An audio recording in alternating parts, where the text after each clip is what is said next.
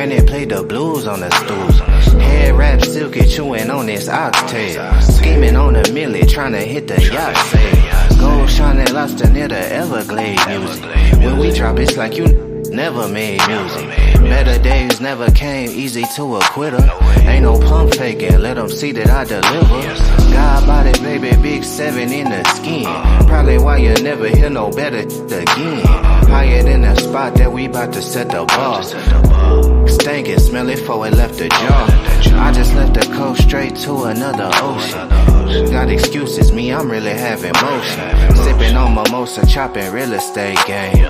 40 years later, still the same lane. Just left the hood, never heard of you. 30 long years, not a single word of you. Shop booming, baby, come and get it while it's open. I don't have time, I've been busy having motion. Just left the town, things spoke to you. You a L7, probably served to you. Shop still booming, come and get it while it's open. I don't have time, I've been really having motion. Boy, stop playing, this is not your lane. Never seen struggle, you do not know pain. Stop playing, would you be yourself? How they see you, how you see yourself. Ain't real, acting real fictitious. Family on the west probably still hit switches. Playing Sally Cell, brought the thumper in the car. I been down in Austin burning rubber down Lamar. Keep what you earn, put it back in the business. Gold mouth shorty spinning racks at the dentist. One stream need a whole 7 ways. That weaker than a whole 7 days. I've been playing chess, working on the left brain. Buzzing in my city way before the press came. Went and bought a now he think he less lame. Got the kind of gas that could fuel a jet plane. Just left the hood, never heard of you. 30 long years, not a single word of you. Shop booming, baby, come and get it while it's open. I don't have time, I've been busy having motion. Just left the town, things spoke to you. You a L7, probably served to you. Shop still booming, come and get it while it's open. I don't have time, I've been really having motion. Y'all know what time it is. Dre, what up? Lords of the land. Ain't got no minutes for you, internet. We really outdoors with it. Till infinity.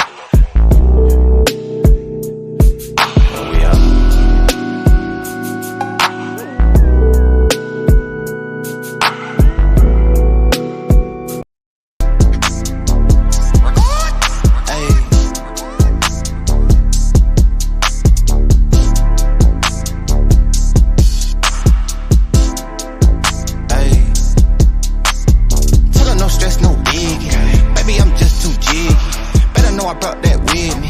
Case they get too iffy. Baby, don't stress, don't sweat it. Put it all on my baby. Know how I'm coming, and they know what we had. Run around through that left side, low end. All of mine need more wins. If you got beef, don't come out, cause my young hitter might go in. Uptown GN, working all through my weekend. Hoping these don't show out, cause all of my hitters too deep in. With a boy, I'm so ashamed. Ain't worried about long as my money and my green. Baby, I ain't got work tomorrow, tell me what the business is. Ain't about no club hop, I'm trying to start some businesses. Shorty, you thought it was, they better know it's not that. Talking all that online, they knowing that it's not fact. Sliding through my hood, I make maneuvers like a Uber, baby. Got a 10-year plan, these can't tell what they doing lately. And I'm way too clean, I'm Listerine, I thought they been knew it.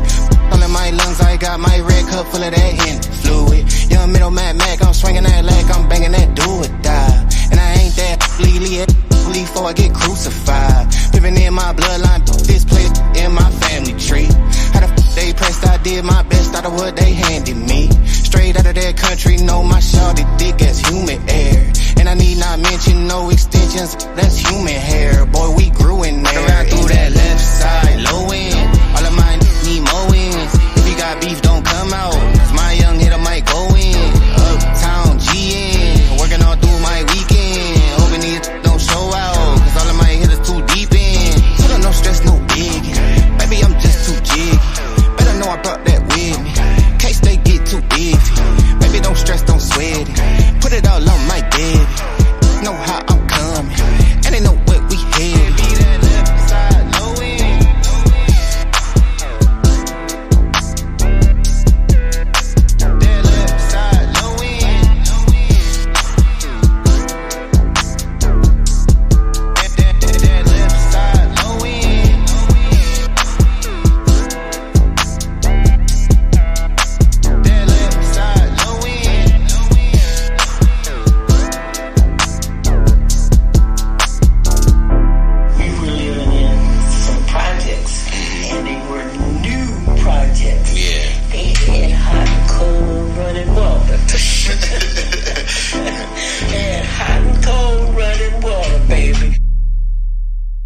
Welcome to Paradigm Shift TV 314. This is your brother DMG, the ghetto philosopher, aka Brother Pianki.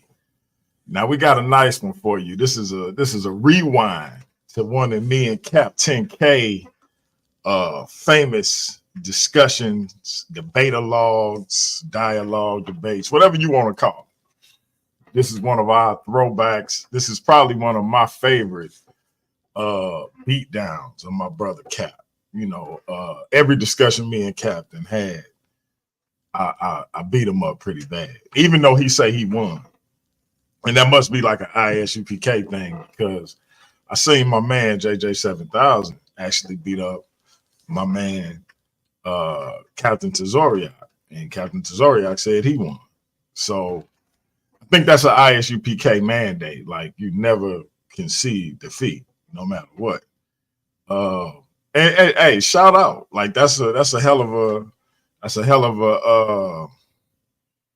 a way to go about things. You dig? Like, I'm not necessarily mad at that. You know what I mean? If that's how they giving it up, that's what's up.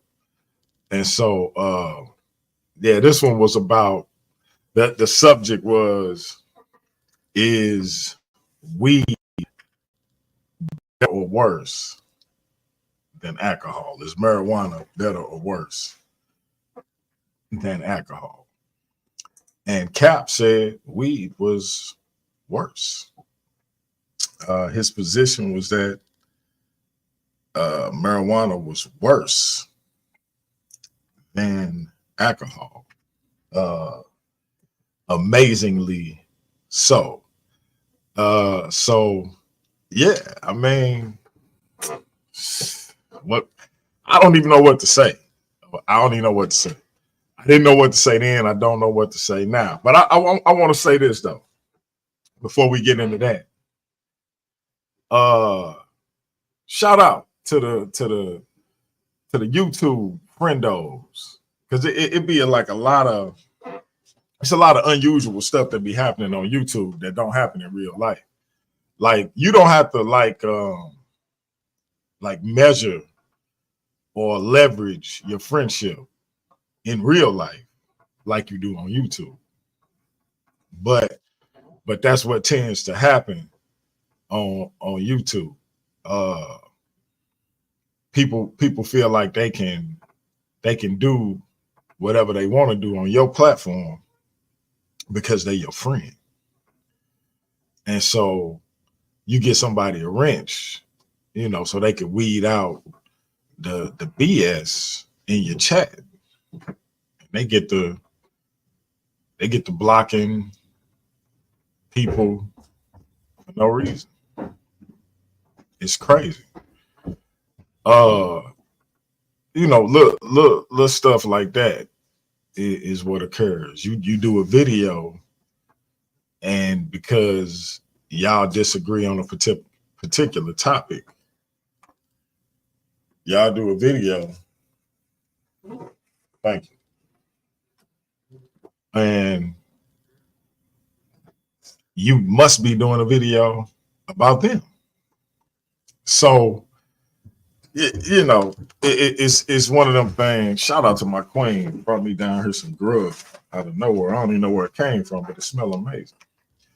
But it be all this madness, and most of the time it don't even be what people think it is. That's the really sad part of the situation. It don't even be what people think it is. And I'm starting to see that the YouTube friendships that's strictly based on YouTube, they go away pretty quickly. Henry, who you talking about? The missing link.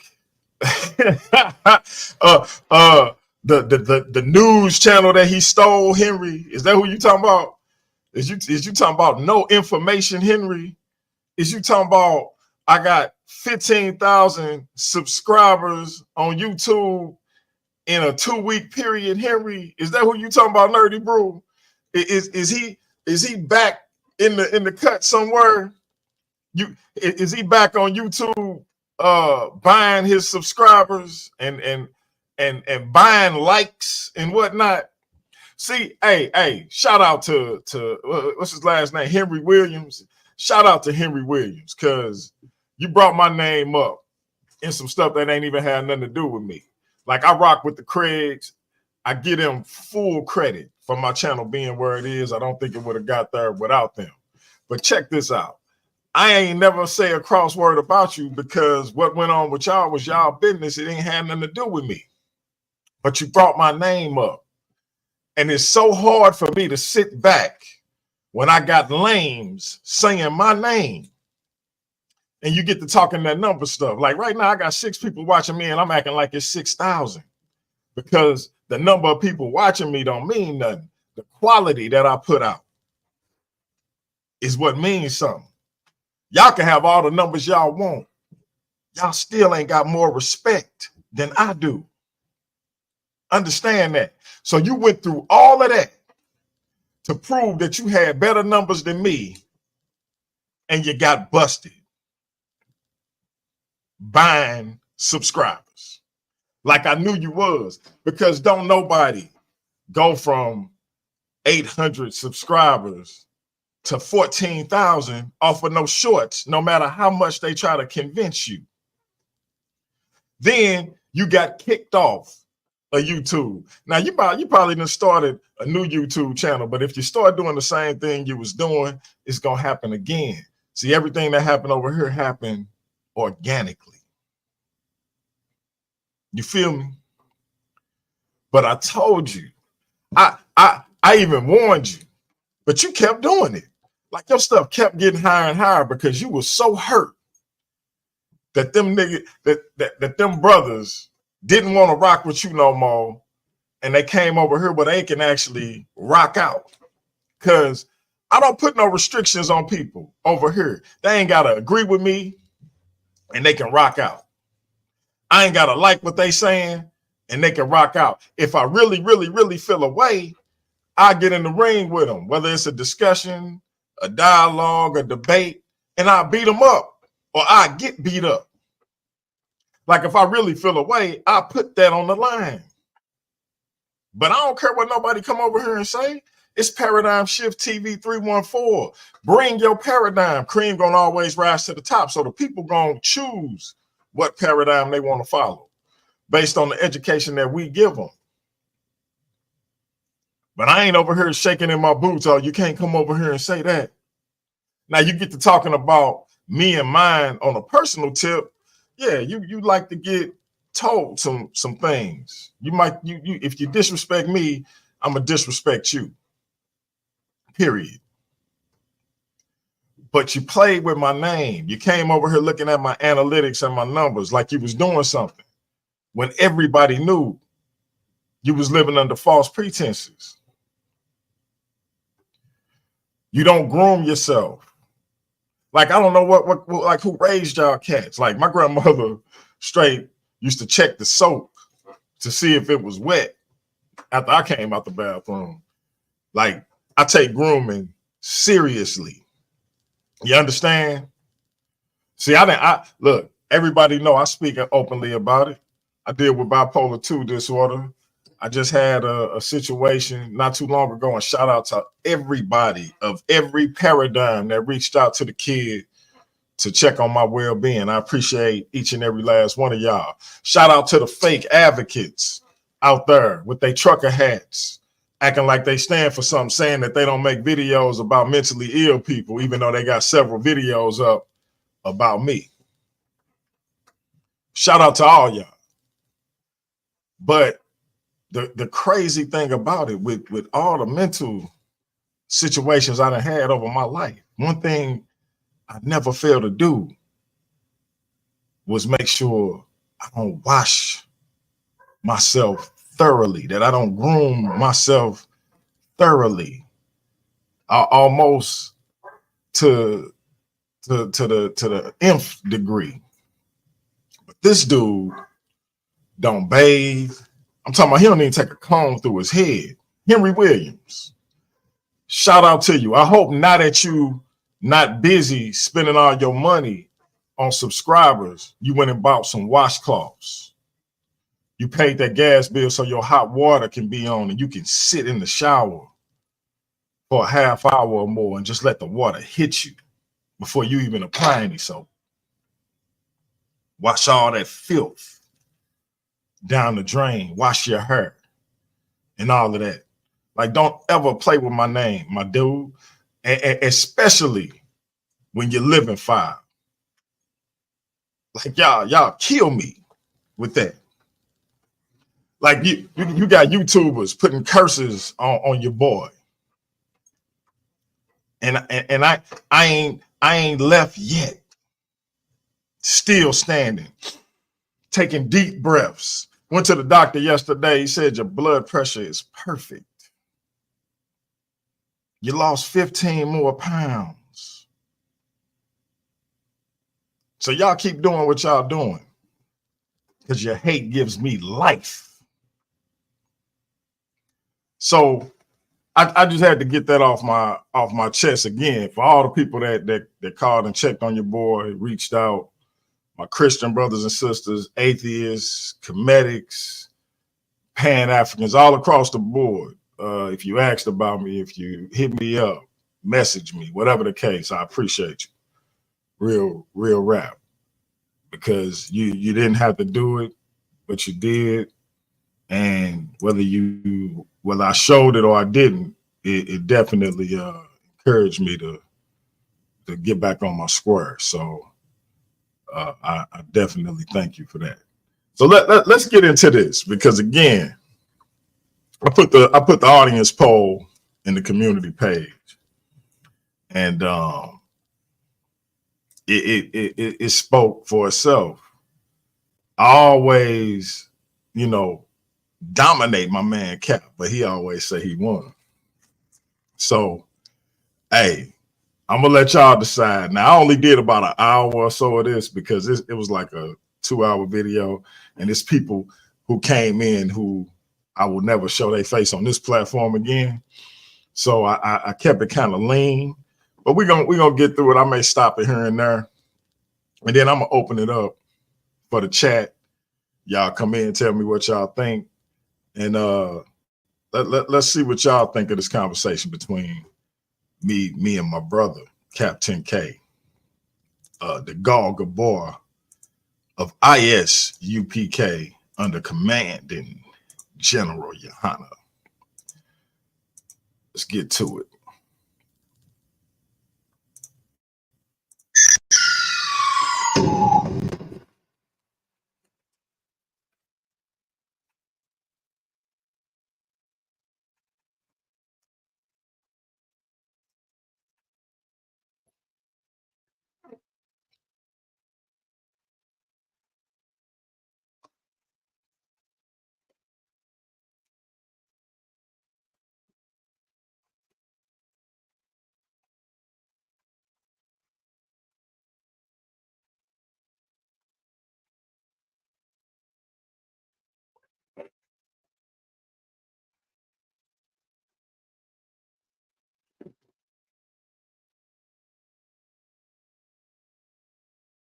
Conversation between me and one and only Captain K, the Gal Gabor of ISUPK, the Commander General Yohana.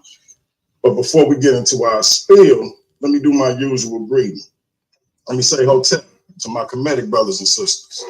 Let me say God bless to my Christian brothers and sisters. Let me say shalom to my Israelite brothers and sisters. Let me say assalamu alaikum to my brothers and sisters in the NOI. Islam to my Moorish brothers and sisters. Let me say peace to my brothers and sisters in the nation of gods and earth and 5%ers. Let me say what's up to my 8 brothers and sisters. Salute to my Abo brothers and sisters. God, and I almost said God bless again, but let me say Jumbo, last but not least, to the rest of my brothers and sisters throughout the African diaspora, be it here in the wilderness of the United States of America or beyond. Y'all know I say that greeting for one reason and one reason only. It's because if you're Black, I'm with you, and I hope you with me. Our different ideologies should not keep us from uniting, and we can have unity without uniformity, and we can disagree without being disrespectfully disagreeable. That's the goal anyway. So with that being said, the knockout artists, the Paradigm Shift TV, Phantom, the Paradigm Shift Terror, Mr. I just play this as I introduce the brother, Mr. Cap 10K DeGaulle Gabor, aka Mr. I'm running this shit. Sit your $5 ass down before I make change. What's up, Cap?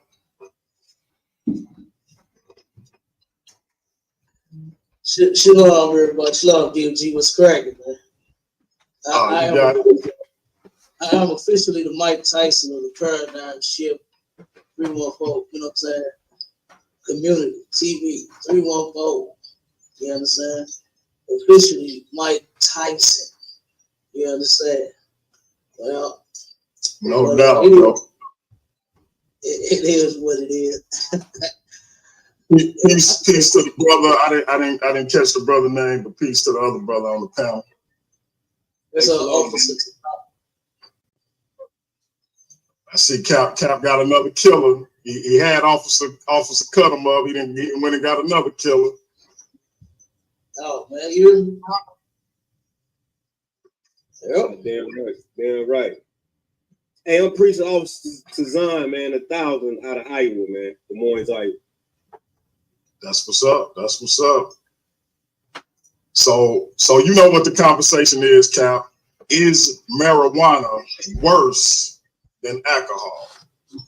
This was prompted because I know in some of our conversations several times I heard you equate marijuana, at least those who smoke marijuana recreationally, to dope fiends, drug addicts, etc. So let's jump right into it because I have some issues with the term drug addict or dope head, etc. I know it applies in some instances, but I don't think it applies in every instance. My other issue is this: if anybody who smokes marijuana is a dope head or a drug addict, does that same logic apply to anybody who drinks or indulges in alcohol? Or they automatically an alcoholic? And so let's jump into it. Okay, no sweat. Go ahead, DMG. You can pick it up. So again, that was my opening spiel. Like I say, I don't think it applies to everybody who partakes in the sticky icky and the kush and the ooh wee as they call it. and I feel like it's a little bit of, whether intentional or not, hypocrisy when it comes to marijuana use versus alcohol consumption. Because if anybody who smokes marijuana equates to a dope head or a drug addict, shouldn't it be the same for alcohol? If you partake in alcohol, ain't you an alcoholic? So by that same logic. So but that's my opening spiel. I'm gonna let you have it for about 10 minutes or so, and then you can turn it back over to me. I got you. Now, here's the thing, and this is what we're gonna show and prove, you know what I'm saying, in this discussion, is that what you're saying, I know, you know, a lot of times, you know, addicts, and not saying you an addict, because I know you don't do drugs, but addicts use those different lines to even the playing field, to say, well, hey, yeah, you know what I'm saying, is a drug addict, then alcoholic is, you know what I'm saying, because alcoholic is drug and this and that. And it's pertaining upon the use when it comes to the alcohol. When it comes to the use of marijuana, according to the Bible, you can consume alcohol. Nothing wrong with consuming it, right? Nothing wrong with having a drink, right? Nothing wrong with having a sip, you know. Nothing wrong with having as much as you can handle. But when it comes to smoking weed, it is an absolute no-no. You understand? Right. You cannot smoke weed according to the Bible at all. And then the thing about the alcohol is when it becomes unlawful is when you become an wine bibber, drunkard, which equals in today's term an alcoholic. Right. You understand? So consuming alcohol, you're fine. But we're not supposed to smoke no amount of weed, whether it be medicinal or what's the other term? Recreation. You know what I'm saying? You're not supposed to be smoking anything. You know, even when you smoke, like weed versus cigarettes. A lot of people think smoking cigarettes is more harmful. Getting any kind of smoke into your lungs is harmful. You understand? If you're at the barbecue grill and you standing, you got your nose right over the grill while you lit the fire, then guess what? That can be harmful. You know what I mean? So we're not supposed to be inhaling any type of smoke. And then later in the discussion, I'll explain, you know what I'm saying, as far as lungs go and what it's doing when you get to coughing. Because a lot of cats think the more potent the weed is, you cough, the harder you cough. And that's just simply not true. But go ahead, we can go and get into it, DMG. Want me to kick it off or you get it? Okay, I think because I stepped off for a second. Let's go and get the which one do first? Alcohol. Let's get to alcohol. We can go and start with the alcohol, right? And the alcohol consumption is lawful according to the Bible. And give me Mark 14 to 23. First scripture we're going to go with. Sir. Mark chapter 14, verse 23. And he took the cup. Mm-hmm. And when he had given them thanks, he gave it to them. And they all drank of it. They did what? They all drank of it. They all drank of it. Give me 14 to 25. Now, here's the thing about a lot of Christians and a lot of people that drink alcohol. I remember saying as a kid, Jesus drank wine. You understand? And guess what? He most certainly did. And we all know that Christ would have never done anything that was unlawful. You understand? He didn't do anything unlawful. He broke no law. You understand? And him consuming alcohol was not him breaking the law. He did not break the law. Okay? And here it is. We're going to read that scripture. Skip down to 25. Mark chapter 14, verse 25. Verily I say unto you, I will drink no more of the fruit of the vine until that day that I drink it new in the kingdom of God. Okay, so here Christ said, now think about it. You know, brothers that drink, you know, they like to drink. You know what I'm saying? It's nothing wrong with consuming alcohol. You know, turn around and turn the party up a little bit. You know what I'm saying? Anytime me and my brothers get together and we drinking, you know, I ain't seeing some of the things that I've seen in the world. You know, like they got fighting, people want to take off their clothes and do all this unnecessary mess. You know what I'm saying? Not my brothers. We all stay dressed. We all stay in our right mind. We just turn up, drinking and kicking it. You know what I'm saying? At every event that we have that I've been in ISUK since I've been here about 9 years. You understand? I have not seen any fuckery when it comes to drinking. You know what I'm saying? Everybody control themselves. And like I said, I ain't seen nobody pee all over themselves. You know what I'm saying? Because that happens in the family functions. Right. Y'all know the drunk uncle or the drunk cousin or the drunk whoever. I know a sister in the world. I grew up with this sister. Her husband, she said he got like a limp. You know what I'm saying? Something happened to his leg. And she said when his brother get to drinking, it get worse. And she said he get drunk and he get jacked up. And she had to carry him out the crib. Now just imagine a little old woman trying to carry a big old nigga up out the house. You know what I'm saying? So, you know, that type of stuff right there, I've never seen that. You know what I'm saying? Now we do help walk brothers and sisters to their cars and all that, make sure they're safe. But you know, that's protocol anyway. But it's not because they just passed out drunk and then they turn around. We got to get them the keys and drive home. You know what I'm saying? Who that? It's Tazan, sir. Oh, go ahead, my man. I ain't mean to cut you off, Cap. I was wondering if I could chime in on that. One second, word. Let me know, roll, and then once we finish these scriptures, then we'll let you tell me. Okay, come. 1 second. No sweat. All right. So that's what I was saying about, you know, the things that I have not seen, you understand, in the ISUK when alcohol is involved. We drink alcohol, and it's not unlawful. This is the two scriptures that we just read. Christ and the disciples, they drunk. You know what I mean? And now we're going to go to the law of how to celebrate the Passover and what's all included in the Passover. Go ahead, about give me Leviticus 23 and 13. Leviticus chapter 23, verse 13. And the meat offering thereof shall be 2/10 deals of fine flour mingled with oil.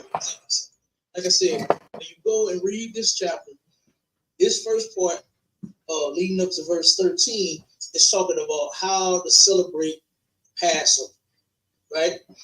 And this is, keep going, it's going to tell you about the meat offering, and keep going. An offering made by fire unto the Lord for a sweet savor. Mm-hmm. And the drink offering thereof shall be of wine. The drink offering is what? Of wine. Of what? Wine. Grape juice. Wine. Kool-Aid. Wine. Water. Wine. Soda. Wine. Liquor. Alcohol. You understand? This is what the Lord, this is how the Most High said to celebrate the day that He gave us to celebrate, which is Passover, and Feast of Unleavened Bread. You understand? The same thing. Drink wine all of those days also. But the drink wine, read it again. The drink offering is of what? Shall be of wine. Drink offering shall be of wine. You understand? Not just, you know, nothing. Like I said, those things that I mentioned, you know, it's wine, alcohol. Okay? Now give me, go to Ecclesiastes 9 and 7. Ecclesiastes chapter 9, verse 7. Go thy way, eat thy bread with joy, and drink thy wine. Wait a minute, drink thy wine. Drink thy wine. Drink thy wine. Keep on. With a merry heart. With a merry heart. You ever heard somebody say, drink and be merry? That's where they get that from. In the Bible. To where God said that you can drink alcohol. You can consume alcohol. There's nothing wrong with it. It's not unlawful to turn around and have you a drink. You know what I mean? It's not unlawful at all. Now, we're going to turn around and get a couple more scriptures to show that consuming alcohol is not unlawful. Go to 1 Timothy 5 and 23.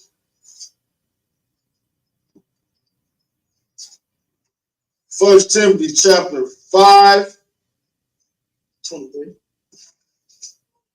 verse 23. Drink no longer water. Drink no longer what? Drink no longer water. Don't drink no water. Keep going. But use a little wine for thy stomach's sake. Use a little wine for thy stomach's sake. Now, why would the Bible even tell you to drink wine? Why would the Most High say on the Passover, right, which is one of the most glorious damn high holy days that we have, you understand, in this nation, right next to the all black party. All black party comes in. As a matter of fact, it's coming up. You understand, the Passover is going down in just a few short months. You understand? So, like I said, all of Israel will be invited, all right, like always. Okay. But here it is, said, drink a little wine for your stomach. You know what I mean? What did they say? Red wine is a blood thinner. You understand? It helps thin your blood and stuff like that. Sometimes sipping a little alcohol, you know what I'm saying, can help you out in certain ways. You know? Kind. And here's another way that it can help you out. Go to Proverbs 31:6. Kind, sir. Proverbs chapter 31, verse 6. Give strong drink unto him that is ready to perish. Give strong drink to him that is about to die. That's what perishment. He's about to die for some odd reason. And guess what? That can help, say the situation a little bit. Drinking sometimes calm down. You know what I mean? Hey Cap. Hey Cap, take about 5 more minutes. That'll give you 15 total. I got you. Go ahead, Obama. Get ready. Kind. And wine unto those that be of heavy hearts. Okay, so if you down or if you sad, take you a little bit of liquor. Go to Matthew 11:19. Quickly, let's get to you real quick. Matthew chapter 11, verse 19. The Son of Man came eating and drinking. He came eating and drinking what? Alcohol. You understand? So talking about no infamy or no Similac. He was drinking liquor. Go ahead. And they say, behold, a man gluttonous and a wine bibber. Okay, so they said this man is overindulgent and he's alcoholic. Okay, now go to Deuteronomy 21:18-20. Let's read those real quick to show you what he's referring to. What Christ just mentioned is he said that they accuse him of being an alcoholic, and in the law you cannot be an alcoholic. Okay, and this is what happens to alcoholics right here. They were trying to find some reason to put him to death, and this was one of the things they thought of to use. Go ahead. Deuteronomy chapter 21, verse 18. If a man have a stubborn and rebellious son, which will not obey the voice of his father or the voice of his mother, and that when they have chastened him will not hearken unto them, then shall his father and his mother lay hold on him and bring him out unto the elders of his city and unto the gate of his place. Okay, keep on. And they shall say unto the elders of his city, this our son is stubborn and rebellious. He will not obey our voice. He is a glutton and a drunkard. He's a what? A glutton and a drunkard. He's a glutton and a drunkard. It's the same thing that they accuse Christ of being. Keep on. And all the men of his city shall stone him with stones. Stop right there. Skip to Proverbs 20:1. That's what Christ was referring to when he mentioned that. He was quoting the law right here. To where if you have a son who is gluttonous and an alcoholic, a drunkard, then you're going to turn around and you're a stone and you're going to put him to death. And that's what they was trying to do to Christ. They accused him of being an alcoholic simply because he drank wine. He was not an alcoholic. You understand? But he did drink wine. Scripture says that his eyes was red, and they was red because he drank a little bit. That's all. Okay, go ahead. Proverbs chapter 20, verse 1. What is a mocker? Strong drink is raging. Whosoever is deceived thereby is not wise. Okay, so right here, there's no scriptures that said Christ was out of control, that he was actually proven to be an alcoholic because they didn't put him to death for him to do that. So wine is a mocker. You ever heard or seen somebody when they get drunk or when they get high? You understand? People start laughing because they falling all over the place and they did something stupid and they knocked something over. You understand? And they sit there laughing. Damn, nigga high in the mud. They mocking. You understand? And nigga drunk in the mud. They mocking. You understand? Not that they having a good time, they are mocking. So when you're an alcoholic and that strong drink is raging, and turn around, a lot of people get that strong in them, boy, and start fighting. You understand? Want to fight everybody in the damn family reunion, all because you. What is that, DMD? Slocky said that was his son. I was just agreeing. I was saying right. Slocky. Yeah, and whoever is taken by that is not wise. You don't know the truth. Okay? So if you're an alcoholic. Give me Ephesians 5:18. We'll stop right there. Ephesians chapter 5, verse 18, sir.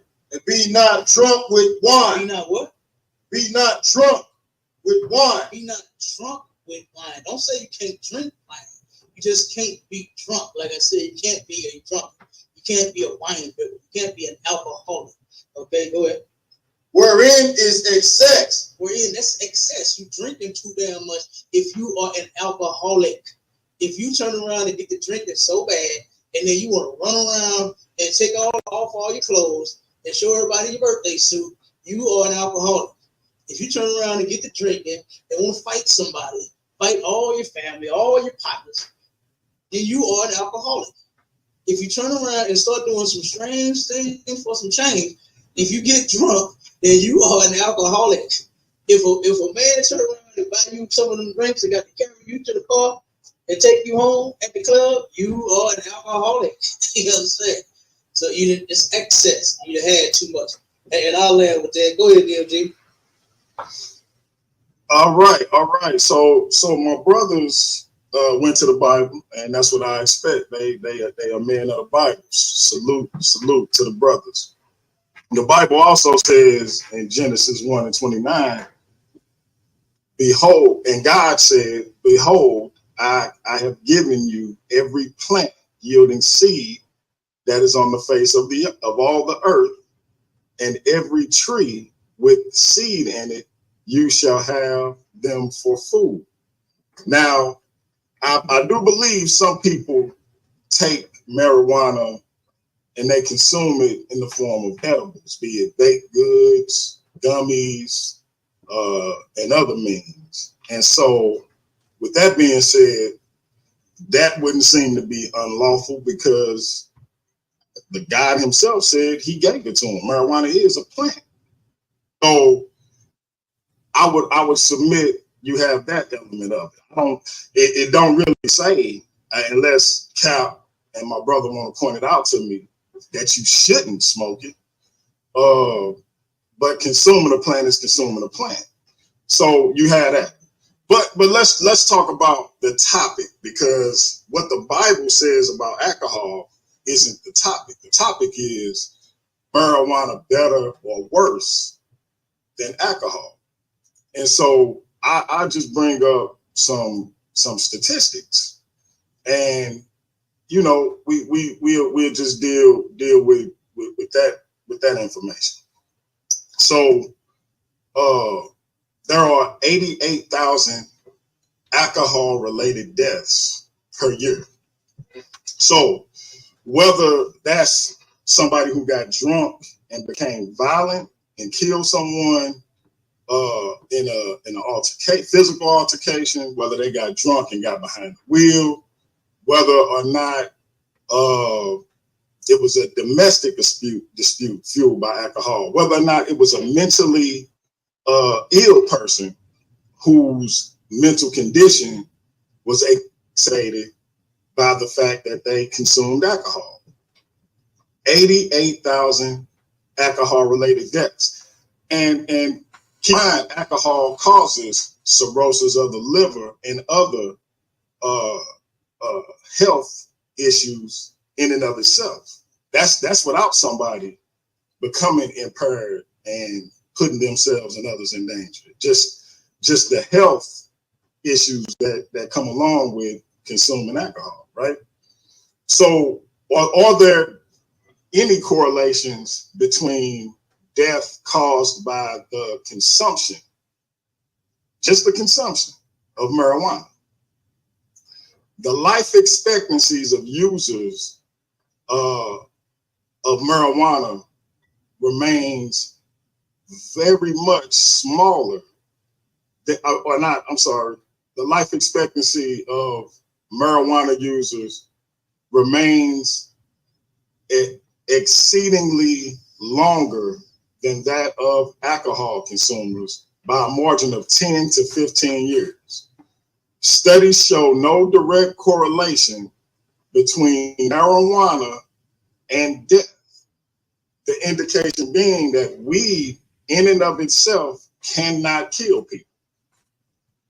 So again, the subject is marijuana better or worse than alcohol?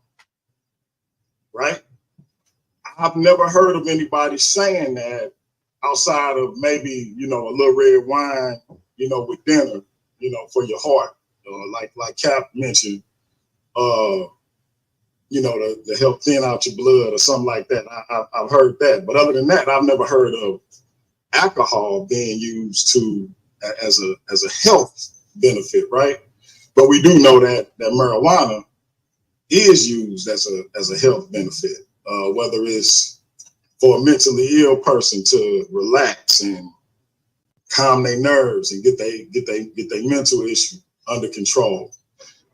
Whether it's a cancer patient looking for some relief from, the agony of chemotherapy.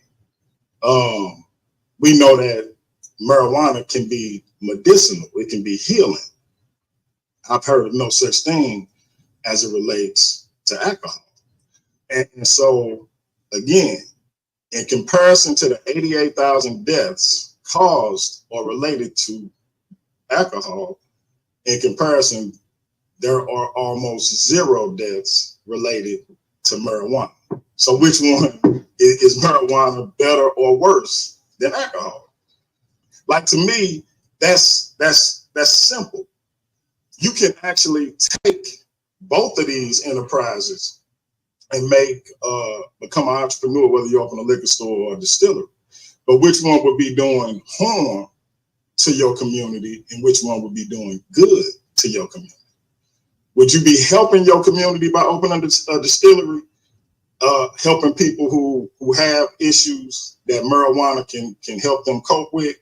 Or is the person who opens up a liquor store doing harm to their community by people self-medicating, getting drunk, getting in situations like DUIs, killing people because they lost control behind the wheel because they were impaired, getting into alcohol-fueled rages and getting into altercations, whether it be with your spouse or with another person at a club or wherever. Which one is more harmful? Is marijuana better or worse than alcohol? I think when we look at if a pregnant woman uses alcohol during the first few weeks of pregnancy, she will almost at a almost 98% rate, she will lose the baby. However, if she smokes marijuana, there will be complications with regards to the baby's dependency on marijuana, but it wouldn't cause her to lose the baby. So even in the form of a fetus, alcohol is worse for you than marijuana is. Again, the topic is marijuana better or worse than alcohol? So even at our most vulnerable state of fetus, mother belly, alcohol will take your ass out of here. Weed won't. So to me, you can read every Bible scripture you want to. One of these things is more harmful to you than the other one is, right? This topic is weed better or worse? Clearly, alcohol is worse. I don't see how anybody can look at these two things and determine that alcohol is okay, but weed isn't. My man Cap liked to say, if you smoke weed recreationally, you're a drug addict, you're a dope head, etc. He's the same energy for consuming alcohol. I've never heard him say, if you consume alcohol, you're an alcoholic. But by his logic, that would be the only thing that makes sense. Again, is marijuana better or worse than alcohol?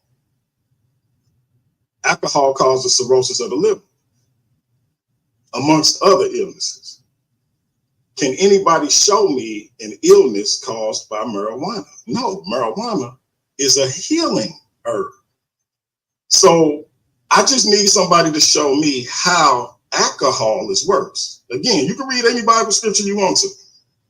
Show me how alcohol is better for our people than marijuana. You can't. You absolutely cannot. Even if you want to talk about when it was illegal and the things that people did to each other in the street because of this thing, that's a different story, because we've done that over other goods, right? So that's not a marijuana issue. That's a drug issue, because they do the same thing over cocaine. They do the same thing over heroin. So that's not a weed or marijuana issue. The question at hand is marijuana better or worse than alcohol? it's far better from a health standpoint, from an economic standpoint. There is no comparison between that demon in a bottle, that spirit, as they call it, and this healing herb. I'm gonna turn it back over to my brother Cap. Hey, I feel like I really could have stopped right there. I don't even know why we kept talking after this. I really don't know why we kept this thing going after this. I don't know what the point was after this. I feel like Cap should have just said, you know what? You right. I'm wrong. You win. I lose. Shout out to my brother, Metu Saber, Comedic Saber, Metu Jallo in the building. The logos for DMG TV 314, Paradigm Shift TV 314, all that stuff you see with regards to the graphics on the channel, 90% of it is from my man, Metu Jallo in the building. And Metu, I got a young brother named Kahani. I think he's still in the chat. I need y'all to do a show together on Pan-Africanism and is it practical in 2024. I need y'all two brothers to link up and do that show. And y'all both in the St. Louis area, so I could actually put y'all together in person if y'all so inclined to meet. But I do definitely want y'all to do that show. Both of y'all young men who are practicing Pan-Africanism in a major way. And so I think that y'all are the two people that can bring that to the people. That being said, I'm gonna go ahead and continue, but I felt like after this, it should have been grand opening, grand closing.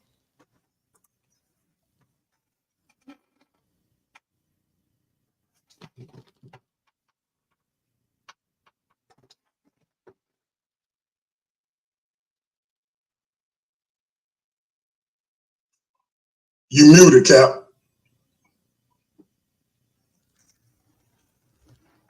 All right, can you hear me now? All right. You good now? Yeah, okay, yeah. Like I was saying, we got a couple of articles that we are going to read that we have because we definitely did research on. Shout out to my man Andre the Voice in the building. I gotta hit you back too, bro. I saw that you had hit me up. I'm gonna have to hit you back. Shout out to my man Reverend Dollar B. Green, the man who coined the phrase, "The devil ain't nothing but God in the ski mask." Shout out to my man in the building. He been trotting around the globe. Ain't really had time to hook up with the shift, but I see he in the chat. Salute, my brother. Shout out to my brother from another mother who happened to be an auntie, my man Shabaka, aka Trail Foster. I see you in the building, cuz. Eat on alcohol. When I did my lecture in 2019, we brought out all of these facts. I did a drug lecture, you understand? And we brought out a lot of information, to help brothers and sisters to get off of the drugs, all of them, you understand? And definitely, like I said, we are priests and prophets of God in the IHPK and the Commanders Unity Hunter, so we are going to give you scriptures about everything, you understand? So this topic, I don't know if I said it before already, but I did say, and if I didn't, I'll say it now, that weed is worse than alcohol. It absolutely is. You understand? And the reason I'm going to the Bible to show you the difference is that in one case, the alcohol, it is lawful to consume alcohol. Okay? It is completely unlawful to turn around and smoke that dope, that weed. You're right, I say it all the time. If you're a weed head, you are the same as a damn crackhead. Right. And you are doing more harm for the black community than you think. You understand? You are selling drugs to your brother and your sister. You are a drug dealer. And in the Bible, that's called a witch. We're going to get to that too. You understand? We're going to show you what you are doing, and it is wrong. And it is harmful. Okay, but I got article. I'm gonna have you read 2 articles real quick. Go ahead, brother. Read it. Medical marijuana is legal in Missouri, but some doctors won't certify patients to use it. Some doctors, even though it's legal, the doctors they don't want to turn around and give it to their patients. And it says in the article because just because it's legal don't mean that it's ethical. You understand that it should be prescribed. That's what it says in the article. But then now we're gonna get to the point. Something else that DMG has said because he did the research, and due to all of these alcoholics, those statistics, yes, those statistics are real. That's because you're not supposed to be an alcoholic according to the Bible. You can consume it, you can drink as much as you can handle, but you cannot be an alcoholic. And when you're an alcoholic, that's when you turn around and start having car crashes, fighting people and killing people and doing all these unnecessary things. Do like what you see in movies, white men. They always go to the bar and some fight got to break out. You understand? It's because they full of that strong drink. And like the Bible said, is if you are taken by that wine, then you are unwise. You understand? You have no knowledge. You're an alcoholic. You know, go ahead, Juan. Some doctors have jumped on the opportunity to help patients use a treatment they've been wanting for years. So look, so some of these doctors are like, the hell with that, I'm gonna just get this money. Because that's really all it's about. And we got an article on that too, devastating article about the money, about the white man taking the drugs off of the street and putting it in what he calls a damn dispensary, all to get paid. Go ahead. And yeah, for those who caught it, I kept saying distillery instead of dispensary. Nobody caught me and said, hey man, you saying that wrong. My sister not a black, same mama, same daddy. Never said, hey bro, it's dispensary, not distillery. So I'm a little embarrassed by that. But otherwise, y'all keep on listening. But others, such as Lane's rheumatologists, have refused, citing a lack of clinical evidence on medical marijuana safety. So say that again. Finding what? Citing a lack of clinical evidence on medical marijuana safety and effectiveness, and that the federal government still classifies it as illegal. They turn around and don't even have much research on the weed, whether it be totally beneficial for your health or, you know what I'm saying, all of this stuff that they just mentioned in the article. They don't have a lot of research on the weed like what you might think. People have been smoking it forever. But one thing they have not done is they haven't turned around and said they know that it has medicinal uses. I agree with that. It does. DMG already read the scripture in the Bible. In Genesis 1:29, where it says that it's for meat. You understand? Meaning that it can be consumed. We're gonna get to that too. But go ahead. So now jump to that other order. Matter of fact, I'll read it since I got it up. This is cannabis-related illness in Missouri emergency room. It says, following passage of medical marijuana in Colorado, there was, okay, go ahead. Following passage of medical marijuana in Colorado, there was an increased incidence of cannabis-related illnesses seen in Colorado emergency departments. So since they turned around and legalized weed, now they turn around and now they're getting all of these emergency room visits by you crackheads. I've said it. We had crackheads. If weed was okay, you would not see an increase in the emergency. Now, at first, Cap was about to say Missouri emergency room, but he had to switch it because his article was talking about Colorado. We in Missouri. I don't know what he was getting at by doing that. Shout out to my brother. Room being filled with people that's smoking dope, that's smoking weed. Okay, keep going. This increased even more dramatically when Colorado made recreational high THC cannabis legal. Wait a minute, it jumped some more? Is that what you're telling me that article just said? This increased. Come on, it increased even more. You understand? What you gotta learn to do is just get off the dope. You understand? You can't go off of one statistic. You gotta do a little research. Just because they say you haven't died, still don't mean that it's not causing problems. And weed absolutely is worse than alcohol. If you turn around and consume alcohol properly, then you won't have all them issues. You won't have all them fights at the family reunion. You won't have all them fights at your house. There's 10 of y'all in there drinking, getting drunk, you know, and 9 times out of 10, you're getting high too, you know, and you turn around and you go on a fight and kill everybody. You know, so if you consume alcohol the way it's supposed to be consumed, like what DMG said, we open up the Bible, but that ain't the point. It is the point. Because if we learn to obey God in all things, we wouldn't have a lot of these problems. And if we learn to not smoke no weed and learn how to consume alcohol, you understand the way the Bible said to, then we'll be all right. Keep going. I want you to get to Missouri. Common sir. Recreational marijuana also brings with it numerous social, educational, law enforcement, vehicle accidents, DUI, and other health problems, including homelessness.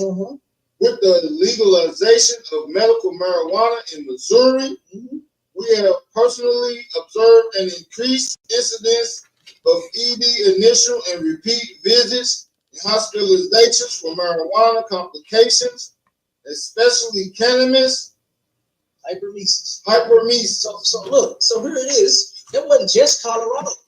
And guess what? It ain't just Missouri. It's all over. It's everywhere.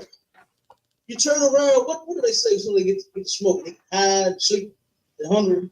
You know what I mean? You turn around. But there wasn't even a report about Missouri in the first place. The report was from Colorado. Missouri wasn't included. My brother just included Missouri. His officer threw him off when he said, "I got it, Cap," because Cap was about to try to include Missouri. If you rewind it, when he first started off, he said Missouri. And he read the article right because he said, since it's been legalized in Colorado, and then he talked about Missouri hospital visits. His officer threw him off when he said he got it because he read the actual article and it didn't say nothing about Missouri. He trying to confound the two subjects. Didn't matter anyway, because we weren't just talking about a particular geographical location, but he was trying to bring it home to our city and our home state. And the thing was, that wasn't even what the article was saying. What they call chinky eyes, all that nonsense. You can't even see, you know what I'm saying? You can't drive your car, you can't keep your eyes open. You know, like it's ridiculous, man. What they call it? Impaired in cognitive. You understand? To where your senses is off now because of high scale. Okay? Keep on. If this is typical of Missouri ED. And ED is it ain't erectile dysfunction. It's talking about emergency room department. Emergency department, that's what ED is. Go ahead, keep on. Cause I know, guess what? If I was a weed smoker and it tell me it caused ED, erectile dysfunction, well, I'll start smoking today. Immediately. I would stop immediately. You know what I'm saying? I need my man to work, okay? But I'll tell you, this is talking about emergency departments. Go ahead. As we think it from discussion with other physicians, it will strain hospital and ED physician resources to provide care for Missourians with non-marijuana related accidents and illnesses. So it's going to turn around and drain the ED department, the emergency department dry. If you weed heads keep getting high and driving around and keep smoking, you're going to the hospital, man. And with them lacing all the weed with fentanyl, how could you? You know what I'm saying? To know that they is lacing the weed with the killer fentanyl that only takes a little pinch, like salt. You just put a little pinch of that in there and it'll kill you. And they putting it in the dope. They putting more of it in your weed. And if you smoke weed, you are a drug head and you want to die. You just want to die. Okay? Oh, all right. Now go to the scripture. Go give me 1 Corinthians 6:19. We're gonna read a couple of scriptures now, and we're gonna let DMG jump back in, and then we're gonna keep rolling. Come, sir. 1 Corinthians chapter 6, verse 19. What? Know ye not that your body is the temple of the Holy Spirit, Your body is a temple, man. You understand? Go ahead.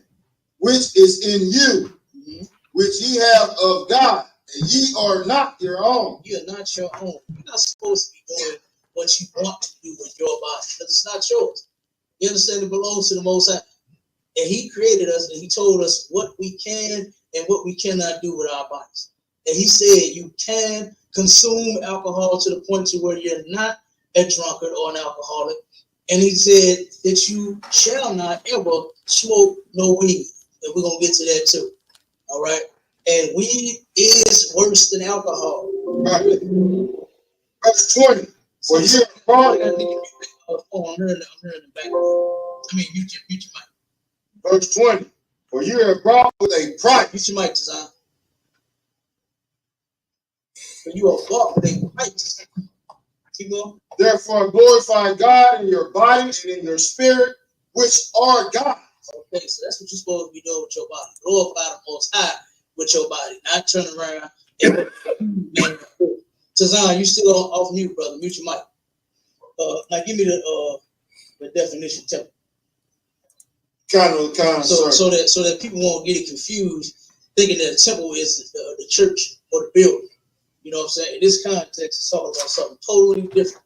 It's going to tell you exactly what it is, and let them know where you're reading from and what page you're on. Zondervan's Pictorial Bible Dictionary, page 836. In the New Testament, the term temple is used figuratively in a number of ways. Jesus spoke of the temple of his body, the individual.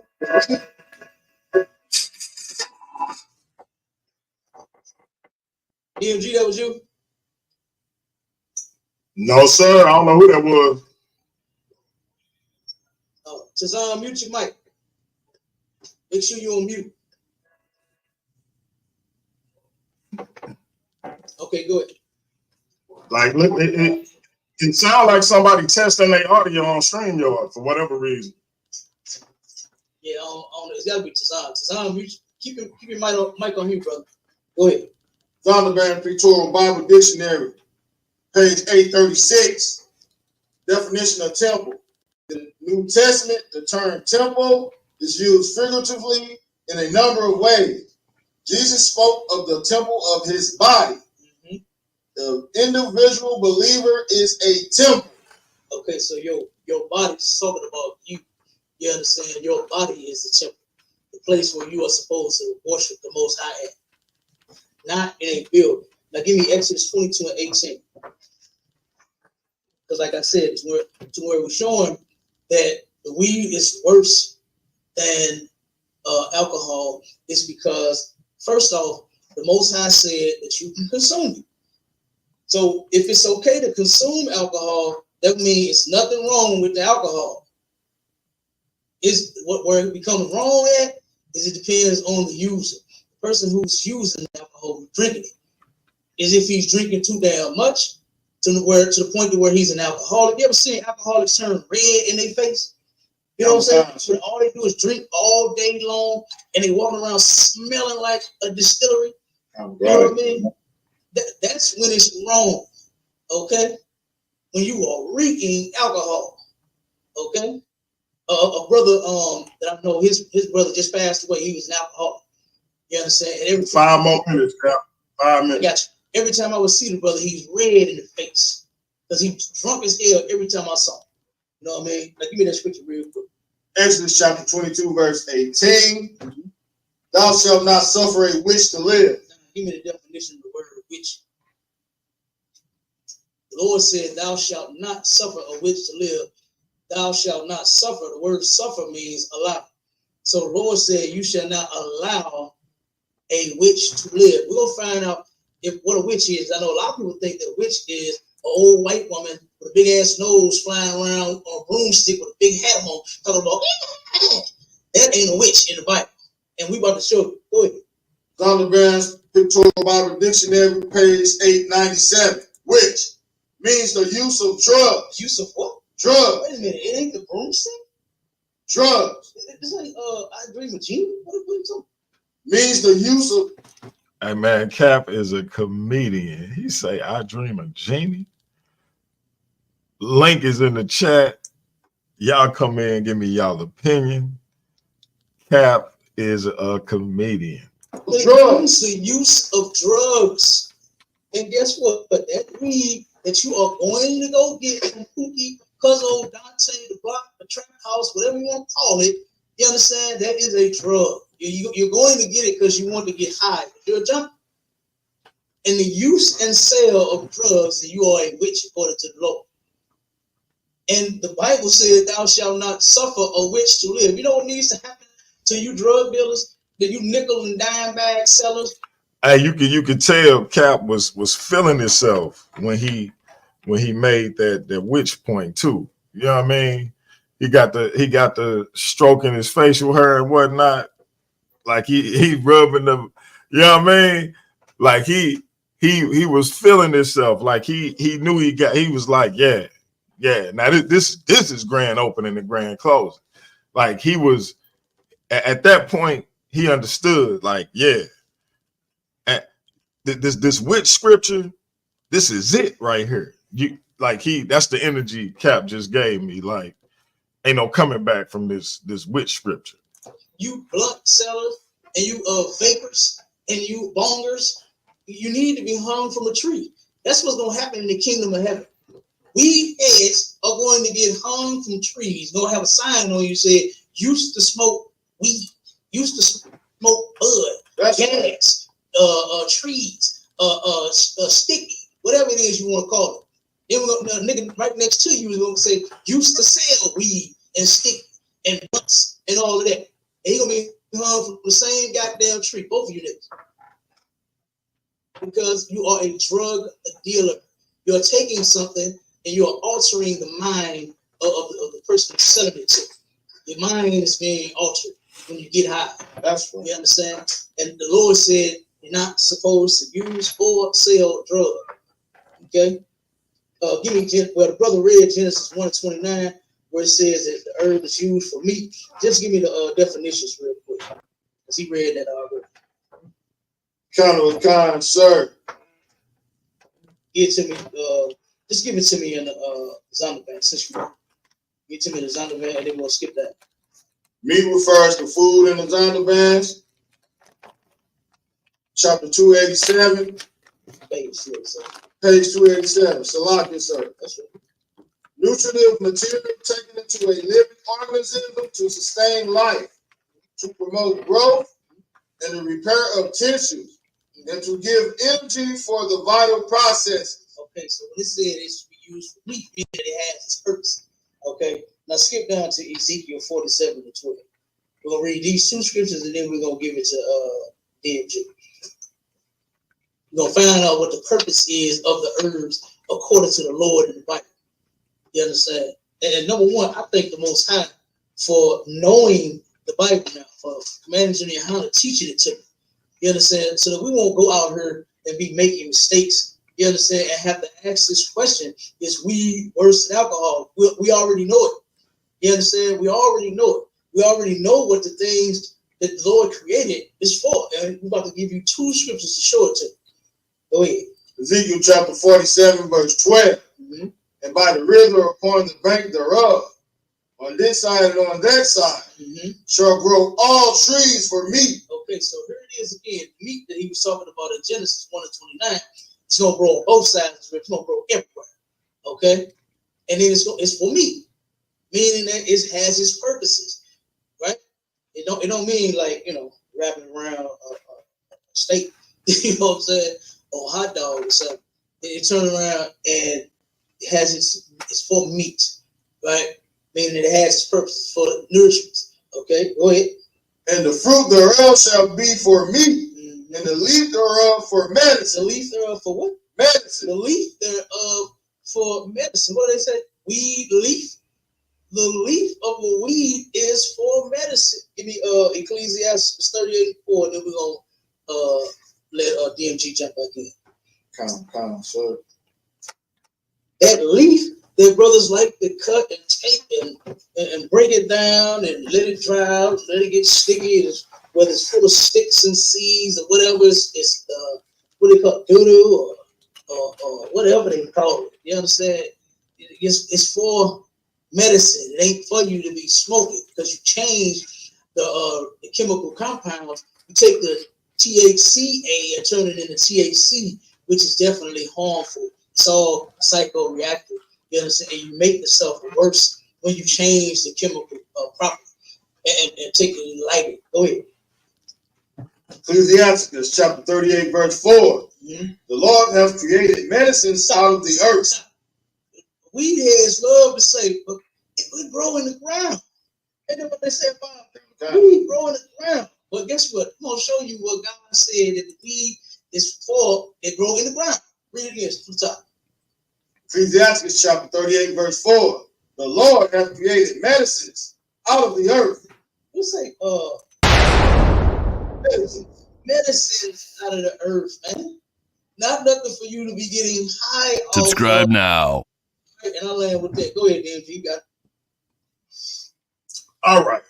So, shout out to my brother Cap and his brothers in ISUPK. They said a whole lot of nothing as it pertains to this topic. A whole lot of nothing. And here's why. He said several times in the midst of his diatribe that weed is worse than alcohol. But he never showed how. He rambled off about the Bible. And I said already, you can read 1,000,000 Bible verses and it means nothing. I showed how alcohol causes cirrhosis of the liver, causes people to get DUIs, causes people to run over people, causes people to start violent conflicts, men jumping on their wives, spouses, etc. Right? I showed that. I showed how weed heals. I showed how when lips are open, the community suffers. But when distilleries are open, it's an economic boom. Economically, health-wise, weed is better than alcohol. The topic, the title is weed better or worse than alcohol? Cap coming on here talking about Romans 1. What the hell are you talking about? What the hell do that have to do with our topic? I'm confused. I'm over here trying to figure out, is this Bible study or is we asking whether weed is better than alcohol? Because if a weed smoker is a dope head and a crackhead and a dope addict and all of this other stuff, then an alcohol consumer is an alcoholic, period. That's just logic. But my man got up here and read 1,000 scriptures that didn't amount to a hill of beans. It didn't amount to a hill of marijuana seeds. You didn't show nothing pertaining to the topic. All you did was speak your opinion. You talked about how been an increase in marijuana-related visits to it. Well, of course it was, because marijuana was legalized. And you're going to have some dumbasses who overdo it. Just like you have dumbasses who overdo it with what you say is okay, being alcohol. That if you overindulge in anything, you're going to find yourself in a bad situation. If you overeat, my G, you're going to be in a bad situation. If you overdrink, you're going to be, I'm talking, it ain't got to be liquor. You can overdrink any substance outside of water and you might find yourself feeling uneasy. So you talked a whole lot of nothing, and I'm kind of disappointed because Cap is supposed to be the Mike Tyson of Paradigm Shift TV, but you looking like the Glass Show of Paradigm Shift TV right now. I'm about to get Lil Mac from Mike Tyson Punch out on him because we saying, is weed better or worse than alcohol? And you reading the Bible. What we doing for real? Like, I feel like the dude that's holding another little dude by the head while he's swinging. This easy work. You understand? If me and my family open up a distillery in our neighborhood, not only am I providing jobs, I'm providing my people with a clean, unadulterated version of a product that if they get on the street, it may be laced with the fentanyl that you was talking about, but not in a distillery that I or you or my sister or somebody else can open. Because, yeah, when you're dealing with a street element, anything can happen. Hence why we push for legalization, right? But you want to talk about the fentanyl stuff. Where are they doing that at in a distillery? What? Like, show me the proof. Or it's capping. I think capping. So when we get down to it, I can build generational wealth from opening a distillery. I can put my people to work, and I can provide a health benefit that hadn't been there before.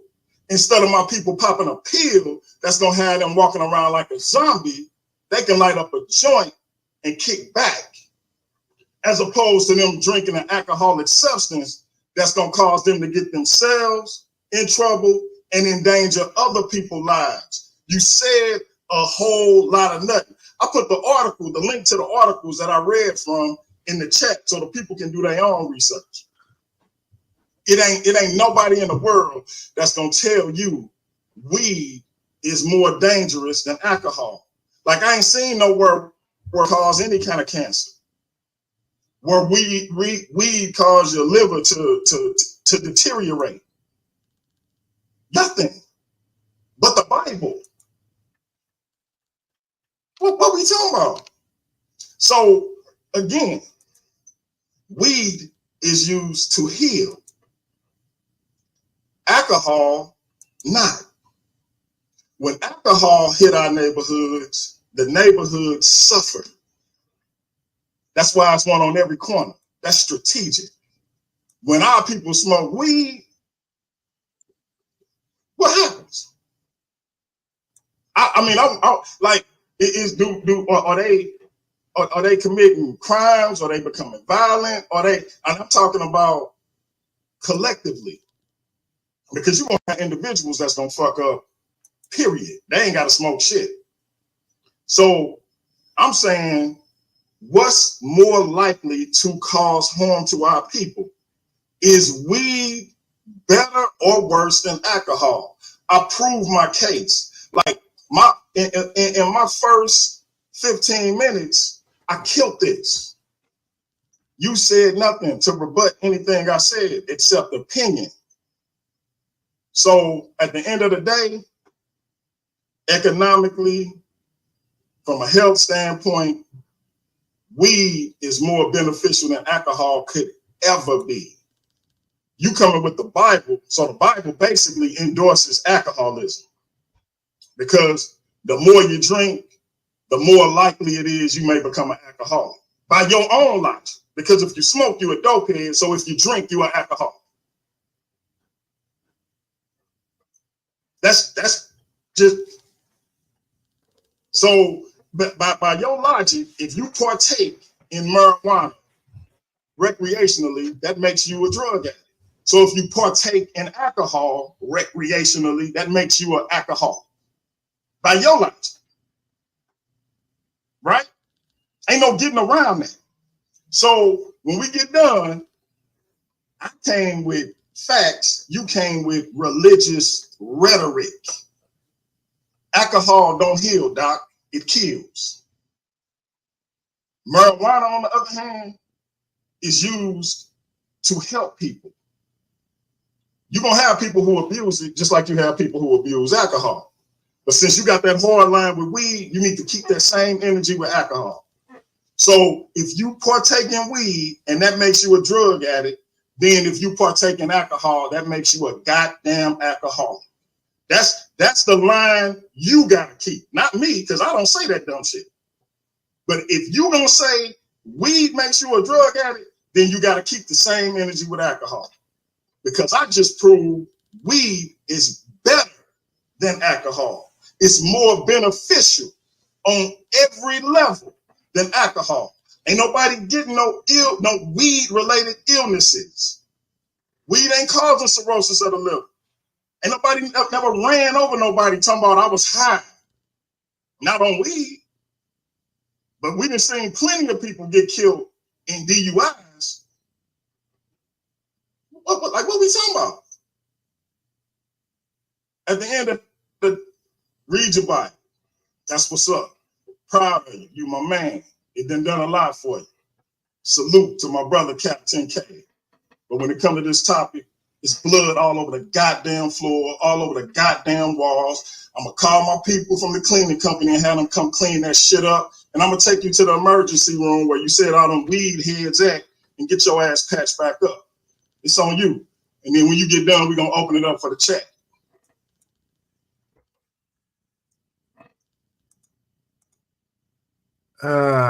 Yeah.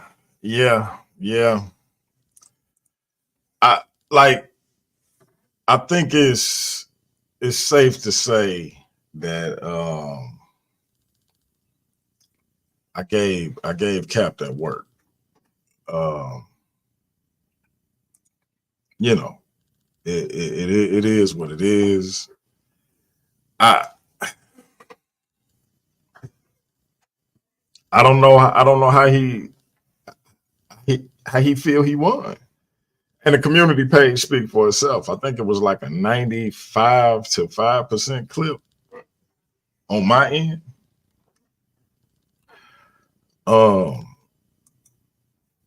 Like I said, it's one of them things, man. I don't know. Like I say, y'all hit the link and come in and give me y'all's opinion. Let me know what you think. I think Cap got outclassed. On the day that I anointed him, Mike Tyson of the joint. On the day that I anointed him, the Mike Tyson of the joint, I outclassed. Like, so much for that Mike Tyson reference. We got my man Kahani in the building, my quasi protege. Quasi protege. Where that come from? Well, because you be teaching me as much as I be teaching you. You know what I mean? Oh, okay. Yeah. What's up with you, man? Oh man, I'm just watching the show. I've been watching it sporadically. It seems like that Captain 10K just kept on debating for the sake of debating, because you did get him. Like, there was no, like, it's crazy. Like, he's a Hebrew Israelite, right? I know the Hebrew Israelites talk about drinking wine all the time, right? Right. Yeah, alcohol messes people up a lot more than Mary Jane does.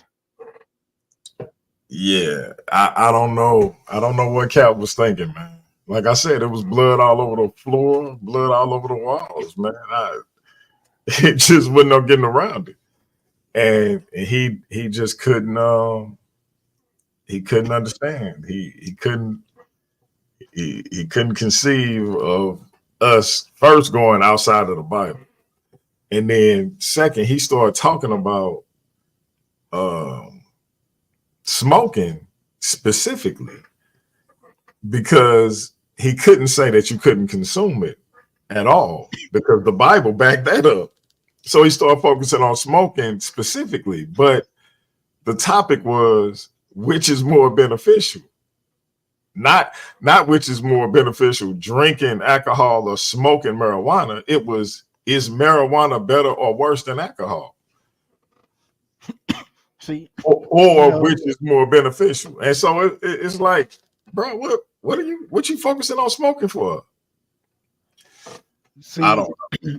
What's interesting, if I was to like do a video on this, I would talk about how too much drinking can cause dementia. Did you know that? I didn't know that. Yeah, that's what's happening with Bruce Willis and Wendy Williams. Yeah. Which is it's tragic. Like, is it the same?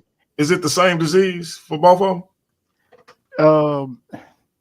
Well, Wendy Williams' son said that the reason why her brain is like that is due to it's alcohol induced, and And I'm pretty sure it could probably be the same thing with Bruce Willis, because a lot of celebrities have access to a lot of stuff the average person don't have. You know And what you I know mean? what? That's something that we could speak on our show tomorrow. And you talk to the people about that before you go. And in the context to which look what Bruce Willis as a white man and celebrity in America, look at how his family, even his wife who he divorced from, and his kids with her, and his current wife and his kids with her, and his friends and all of that. Look how they rallying around, dude. Like That you don't man hear lifts her nothing up. about, you don't hear nothing about what's going on with him outside of he got this situation, he stepped away from acting, and that's that. And then we look at what's going on with the sister, Wendy Williams, and it's a completely different situation. And Yeah, it's crazy. Go ahead. it's almost to an extent like exploitive. Like, why is her family letting her do that? Like, it's crazy seeing her deteriorate like that. They not showing her in her best moments. What they should show her in clarity, but they shouldn't even really be doing that at all. Like, somebody trying to get some bread. You know what I mean? Yeah, yeah, yeah. Shout Like out to my nobody. sister, not a black in the building. Uh, yeah, man. Talk about that show we doing tomorrow while I try to fix my camera. We're gonna talk about inter the intersections that we both have as individuals, and how people are very dismissive of our conditions. And we're gonna talk about how, like, we're the people who have special needs, essentially. Like, you know, and I know the rules with talking about don't bring out the stuff in back chat and don't bring it out here, but it's a pretty interesting story, right? I was telling a few people in the back chat about what I have in my intersections, and they was like, "Man, ain't nothing wrong with you. You just got the short leg," you know.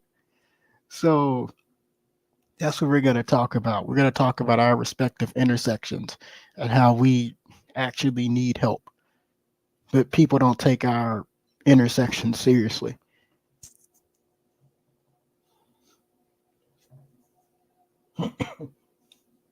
So I think it'll be a very beneficial show for all of us tomorrow. This will be a very educational show, and it's going to be interesting because it goes outside of the political realm, and it's just going to be something that I hope that everyone that's watching tomorrow can really learn from.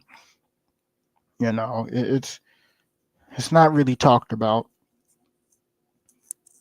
and I it's kind of a it used to be a touchy subject for me, but I'm prepared to educate the people tomorrow, and because it's certain things that I would like to talk about concerning my condition, and I know there's something that DMG would like to talk about concerning his, and I'm going to be bringing out certain sources that deal with his particular intersection that I think would be very, very beneficial. I think it will turn people away from their religious beliefs to a certain extent, hopefully.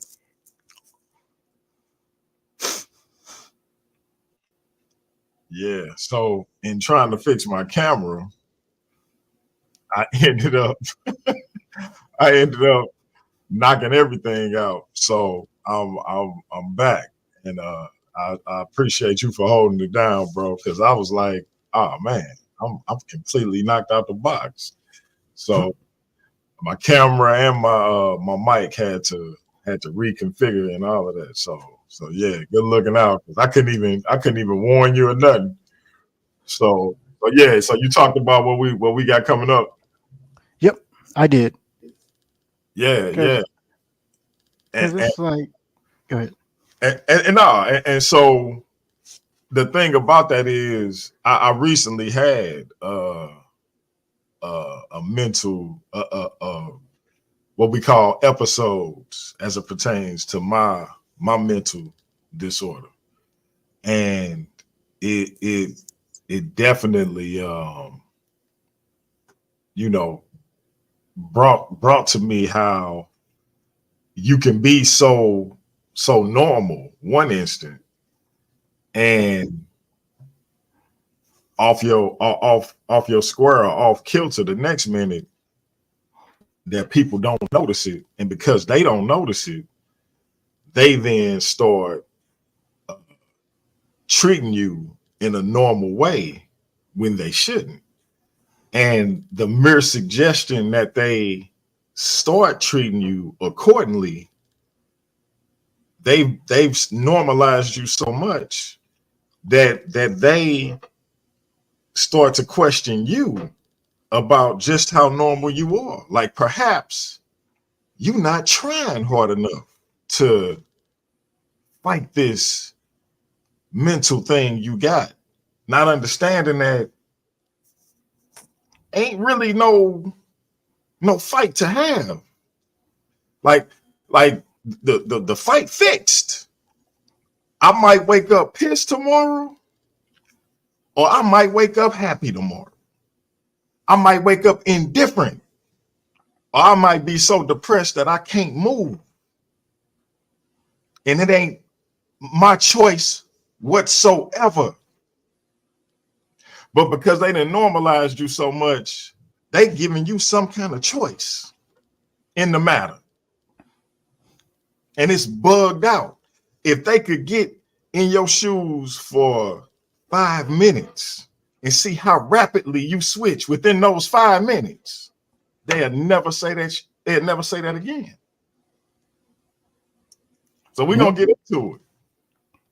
Because, you know, especially with people on the spectrum, like my new love interest, not gonna say her name, but she's kind of like on the spectrum. And she told me about how people that have what she has, like ADD, they know how to like disguise when they're like in pain and everything like that, to where like they can disguise a little bit better. But it gets kind of aggravating to me that, as you say, if people, you know, they want you to just fight and they think it's over when you're normal, but it don't operate like that. What even aggravates me more is that it seems that people who have things that they could change, and we're gonna go into that tomorrow, that they have something that they could change, they get more catered to than we do, because we actually have things where we need help. You know what I'm saying? Yeah. But all we get is jokes, right? We get jokes. It's disgusting. Yeah, peace to my brother. And I'm with you on that. Not discussing family matters. It's not just family though. This not a, like, we don't have to mention names at all, because it's not exclusive to one person or one section of people. It's a universal situation, and it's not it's not about condemning those people. It's not about punishing those people or getting get back at those people. It's not even about being mad at those people, because we understand, you know, where the confusion come in. It's just once I've explained what the situation is, and you still disregard what I'm saying, because again, you've normalized me so much because you had to, for various reasons. You've put up with a particular behavior in such a way that if you don't normalize me, you got to explore what may not be normal about yourself. So, and again, this ain't just for a specific person. So, you know, Yeah, and I'm with you on that, and that's why it'll never be, you know, a specific name or anything like that mentioned. I may not even get into my personal stuff. It could just say like this stuff, bro. This stuff all online. Like I got an article that I was reading, and I felt like I was like this lady.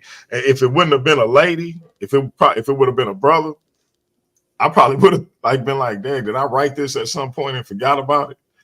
But it happened to be a female, and yeah, that stuff is it's universal. So yeah, it don't have to be my personal situation at all. But good, that's good looking out though, for sure. For sure. Andre the Voice Boy, back on this side of the pond. What's going on? No, what up? No, I was listening to Kuhani. So he was saying something about the lady, his love interest. She's on the spectrum, correct? I just wanted to say, like, how is that dynamic of dating a woman that, or being in, having I don't know if you are in a relationship or if you have like a crush on her, like how far is she, like, what, is she functionally on the spectrum? Like, I just wanted to know, like, what type of dynamic do y'all have with that? I thought that was an interesting thing you said, so I just wanted to ask you. It comes out in like certain, like it's kind of, how should I say it? Like certain social cues. Like when you look at like certain like conditions like that, it Right. comes out a little bit more with women than it does like men, which is extremely interesting. I never knew that. So you said women who may be on the spectrum socially have different characteristics than men that's on the spectrum socially? Like it's worse. Like a woman who has like ADHD. Okay. Her the ways that she have is going to be worse than when a male has ADHD or ADD. Okay. There's been like studies on that. It's pretty interesting. Yeah, I never heard that dynamic as far as like on the ADHD type tip, right? Because that's more of like a chemical imbalance. I will say this. I know a lady, right? I don't know her personally, but I've seen someone that when she's at work, right? If you walk past her, she either throws up her hands like "Don't rob me," or she kind of like presses her back against the wall, like there's no space for you to pass. And that is probably the most intense version of of being on the spectrum I've ever seen, because not only imagine getting in the elevator with someone and as soon as you get in, she puts her hands like, right? Or she just like throws her back up against the wall, like, and you're just looking around like, woman, like, you understand? So I found that to be very interesting. Like, I don't know if she had an experience or is it just straight up her being on the spectrum. So that's why when you said that, I just thought I would chime in, like, ask you how was that dynamic? Because like if she's different socially, how do you know when you're her borders that she set up, or when there's certain way, like you don't know if you're like kind of crossing the line with her, right? Because she's not the same as I don't want to say normal, but as a person that's not on the spectrum socially, right? See, what's interesting is that like a lot of times with like women, a lot of times with people when they have like chemical like imbalances in their brains, because I think like tomorrow we're gonna go into like the differences between like mental illness and like mental disorders, because those are two different things, and I think people like honestly get that confused. And when I look at people who have like either mental disorders or mental illnesses, it always gets to a point to where they don't feel like necessarily taking their meds or whatever, because it makes them sometimes like feel a certain way where they don't necessarily like feel normal. And I'm just like like this is a learning experience essentially. Right. Hey, Dre. Yeah. How many? I gotta ask you this, man. How Mhm. many nicknames do you have? Because I'm sitting here reading this, I'm reading this thing, and I'm like, how Oh, many man. nicknames do you have, man? Like, if you had to take a wild guess, how many? I would say it is? 10. I would say 10. Wow. It comes, you know this because you're a poet. So the best way to stay creative, now obviously I'm not a poet, but as a designer, you take away from literal and liberal arts, right? So you take away from writing, especially with me, right? How do you think I came up with God, greed, glamour?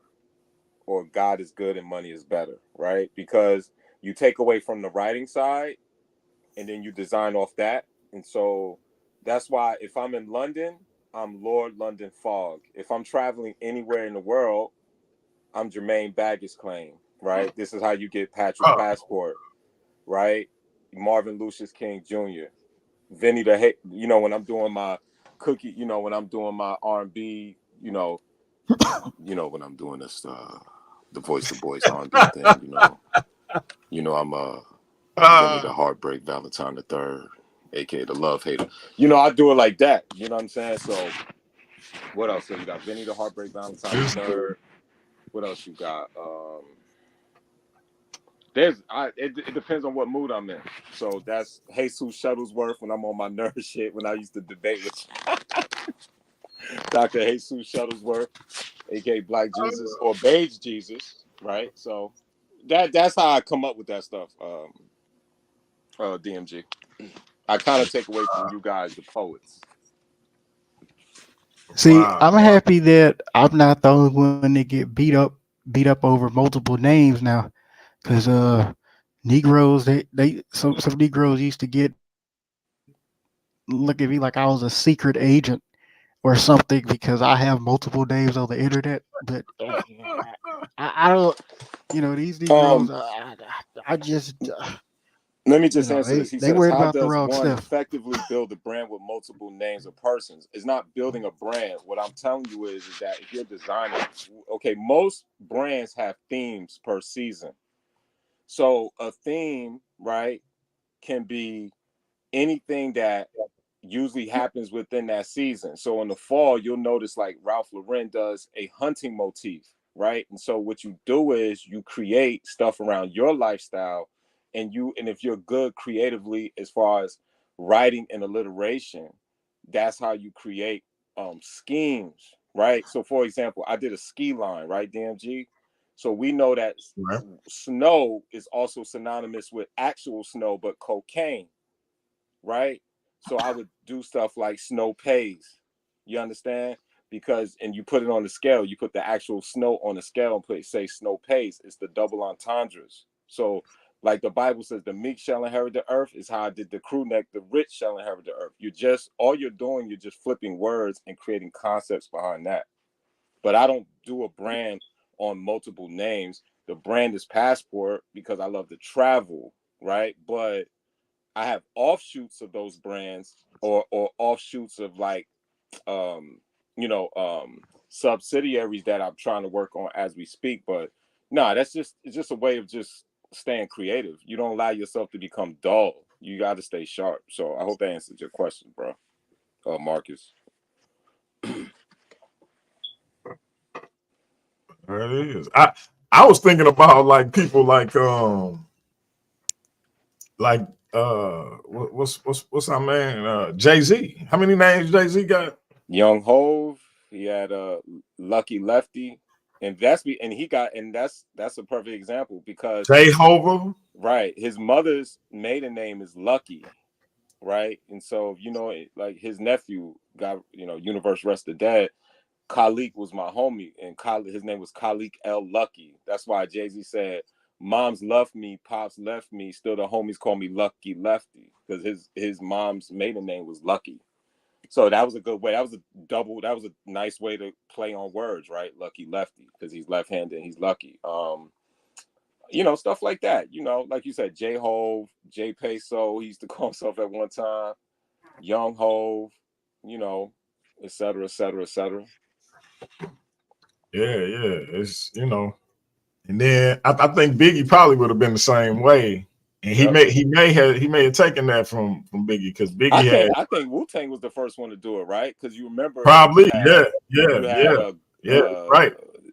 They all had multiple names. They all did. Raekwon the Chef, and then you had Iron Man, which was Ghostface. Right. Johnny Cash was Method Man and Tecalion Stallion. They were really like flipping those names like that. Yeah.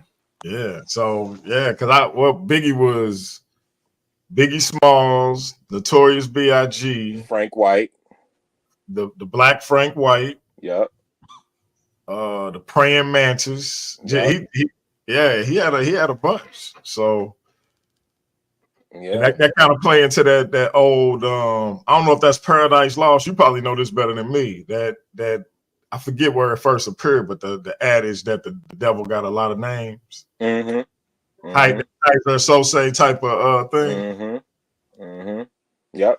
I just think you're a writer, DMG. You understand, like sometimes you guys have what's called writer's block. You got to keep yourself creative. You know what I'm saying? You know, so yeah, you got to keep yourself creative no matter what. And you know, like I know from DMG, from you doing sometime helping me with my YouTube show, you know, sometimes I'll be saying that shit and forget. Right. I don't even know where it come from. Yeah. Like I don't know if you even meant for that God, the devil ain't nothing but God in the ski mask to stick the way it did, but I just be repeating it. So yeah. But that's the truth though. I swear, like I said, I used to date this Israeli chick named Matal in Sherman Oaks, California, and her family. I remember, didn't I send you the pictures of her nephews, the black kids, right? Remember? And so her father was like, I'll never forget. This was when I was really in my conscious community thing, and I was just bloviating, breaking this down, doing what Leandre still does with y'all, right? And so I was He said, boy, he was like, shut up. DMG, he was just like, you know what he wanted to say to me? I can say about this now because these are years ago. You talking about 6 years? He said, my grandsons are black. That's what he like. You understand what I'm saying? DMG? He's like, my grandsons. Just like that, huh? Yeah, because basically saying we already broke our rule of lineage amongst our, their laws. You know how they get down. You understand? Right. So he was just like, and then he said, son, you believe in that stuff? This was a rabbi. And I'm like, no. He said, it's a business. That's what he said. He said the same God that's saving you is the same devil that's killing you. That's what he said to me. And this was a rabbi. Yeah, because I was DMG. I was in this man's den after dinner with them. And I was just asking him all, like when you want to, not that I admired his knowledge, I wanted to see was the stuff I was studying from their side of the game, was it accurate? So I was basically trying to poke holes in his argument. And he was just like, I don't give a fuck. Like, he just don't care. Yeah, like I ain't about to argue with you. Exactly. Because I had to learn. And this is why as soon as I stepped away from that school of thought or trying to be in that community on that level, you forget all of it, DMG. You forget all of it. If I was to take 3 or 4 months and bring all that information back up, I would, what you don't use, you lose, but you kind of forget all of it because it is based on your ideology. So once your ideology changes, you lose it. You understand where I'm coming from? So it's like, yeah. It's like if you were a Pan-Africanist and then you're a staunch nationalist. Eventually, the Pan-Africanism is going to leave you and the nationalism is, or vice versa, because it's just ideology. And he helped me. Him and Sonetta are the two people that helped me like the most. And I'm not going to say what Sonetta said to me. I told you that in private, but he helped me that day when he interviewed me because he could see I was honky-dory. I was green-eyed. And he was like, boy, Sonetta was like, Andre, chill out.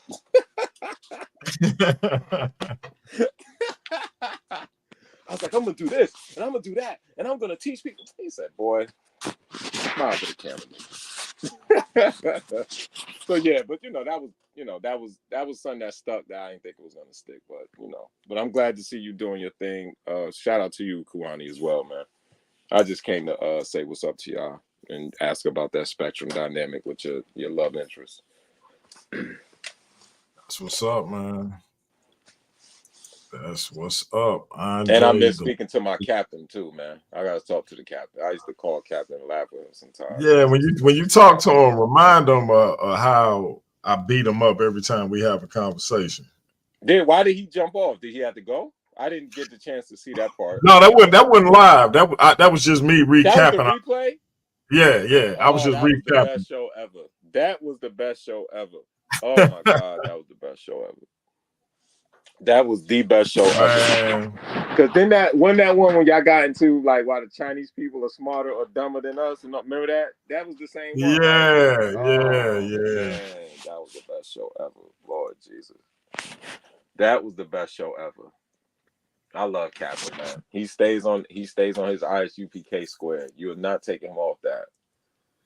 Nah, and I don't even want to like stay. Oh no, listen. But this is your channel is the new WWE of the conscious community. You have every character you can imagine. You have the intelligentsias, you have the atheists, you have the believers, you have the Hebrews, you have the scientifically enhanced, and that's how you having your debates, how you set up your debate structures, right? So yeah, you did it. Hey, that's good looking out. It seems like that the Hebrews they be cutting up a lot. They be the main ones. It's salted cats. It is like I gotta keep them in line when I can. I don't know if you can keep a Hebrew in line, brother. I keep them in line in another way. In another way. Listen, they be tripping. They be tripping. You know, he an admin in the back chat group. Man. I was about to say, you ain't keeping no Hebrew in line in conversation. He didn't kick my man Cap out like 4 times, man. I done had to tell him, man, Cap got immunity. You know what I mean? Cap is the realest, man. The Gog of Ball. The Gog of Ball. I don't know, man. I don't know. You better put some respect on Cap's name, man. Nobody has plot armor. What's that? What? What'd he say? Plot armor? Nobody has plot armor. Oh, well. Except Captain K. Come on. Look, Cap is the two hardcore religious zealots that I love on this channel is Cap and Nobody. Both of them are not going to not stand on their square. They're going to stand on what they believe. So you got to respect that. You got to respect it. For real. Like I think they had the first debate I ever had on my channel. Those two. Did? Yeah. I'm gonna replay that sometime this week. It was who has done more for the black community, ISUPK or the black church. Yeah, that was the first debate I ever did on my channel. I had like 100 subscribers. Yes, sir. I don't even think I had StreamYard yet. It was on. I did it on Zoom. I don't even think it was a StreamYard. I ain't know about it. I might do. I'm glad you said something like that. I might do one specific YouTube show because I've been noticing something with my family. As the boomer generation are dying off, I'm noticing black churches are emptying at a rate that's crazy. And maybe that's just within my geographical locale, but I really want to look into that. It's not just where you at. It's right. It's crazy. Like, yeah. Hey, we got Kyle in the building, man. Peace. One of the people that a lot of people kind of low key running from when it come to these type of discussions. But what's up with you, bro? Yo, what up, DMG? How you doing, player? Hey, man, I'm maintaining, man. Man, look, I've been knowing you for a while. You've been knowing me for a while, and I want to come on your platform because I rock with you, and I'm willing to do my first debate ever if I have a willing combatant Uh-oh. to debate me on anything that I've ever said on your channel, and Man. and I be trying to be like a teacher most of the time, right? But like I think that it's going like we've gone so far off track. You know what I'm saying? And that I don't care who it is, if it's Chris Harris, if it's Mm-mm. C Dot, if it's any of you brothers on the panel right now. I'm trying to get the smoke, man, because like what the overall mission has been so misconstrued. We bashing the Christian church.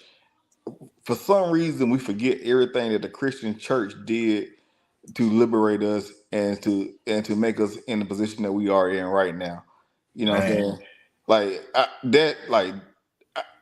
I'm not even a Christian, and I would debate any of you Negroes out here about the Christian church and how effective and how powerful that movement has been and is right now. You know what I'm saying? And that type of stuff irritates me because we don't understand where we came from. We don't understand the things that our parents believed in, hoped and believed in, and gave their blood, sweat, and tears for. And then we have the audacity to come on the internet because nobody's watching, nobody's listening, and talk bad about these organizations on the internet. Man. But who talked bad about it? You talking about one of us? No. This is just a public challenge. This is my first time having a conversation with you, Passport, bro. Like, I'm sorry, Passport GBL. My bad. I'm No, trying no to. worries. You good, bro. The dot was close to the eye, man.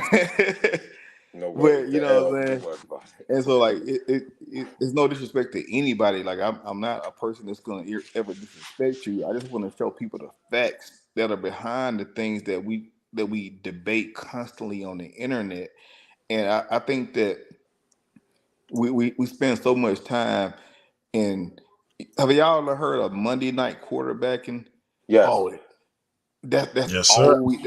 all we do, bro. We Monday night quarterback the shit out of the reality of our situation.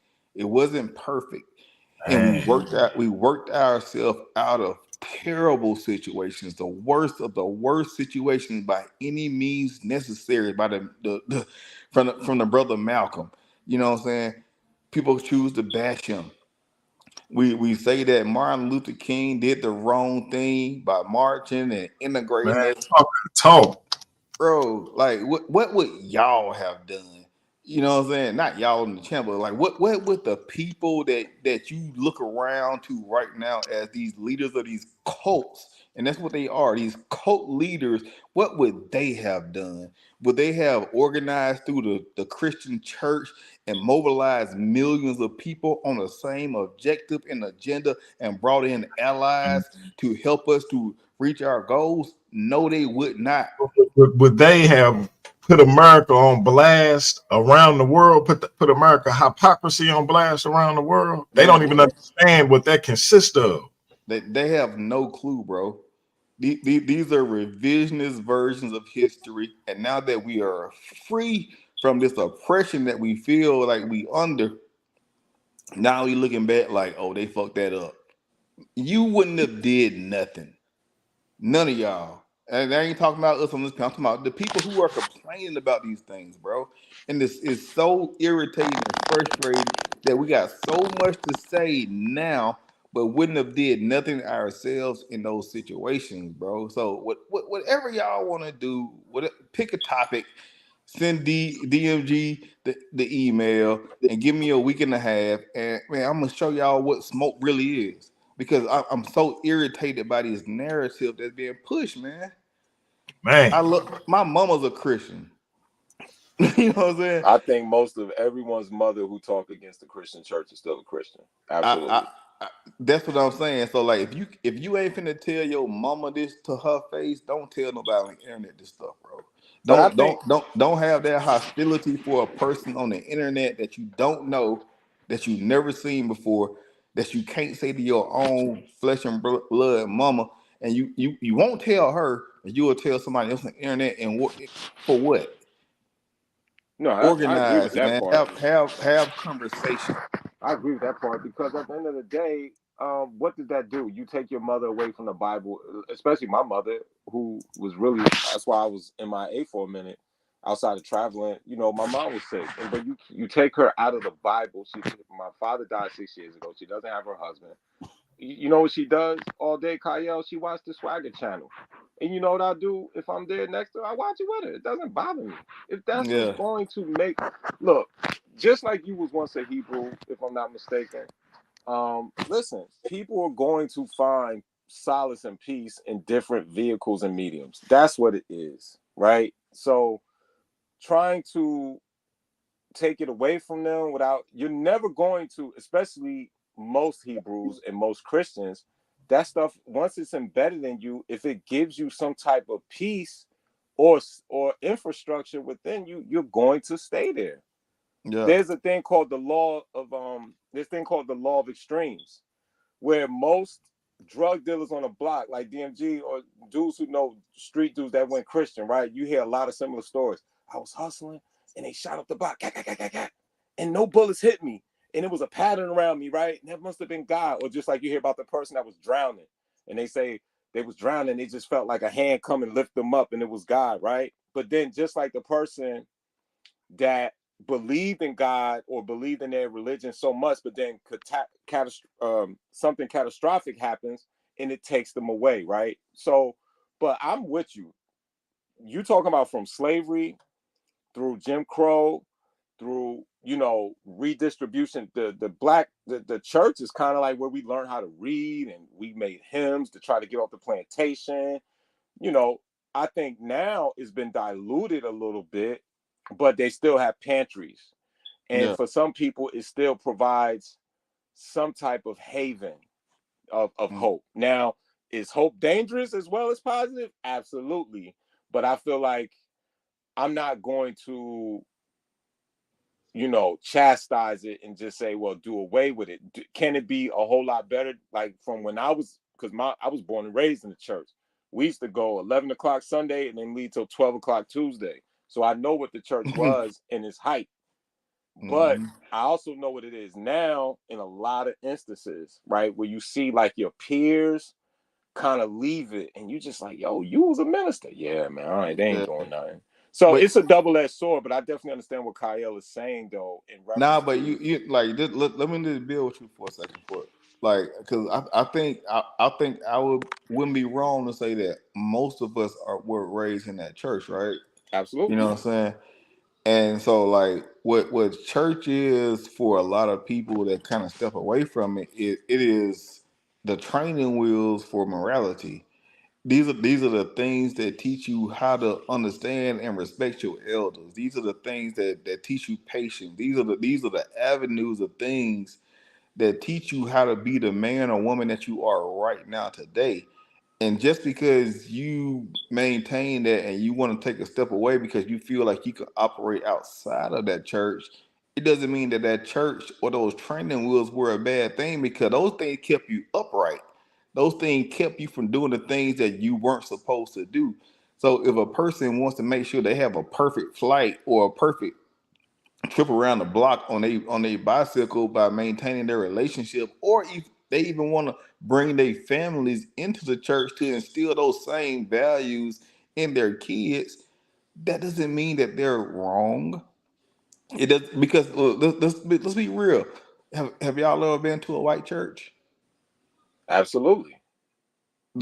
And so you would know that the white church and the black church are not even comparable. They're not even the same thing. They're like, you may be you may be reading the same book, but you're not getting the same message.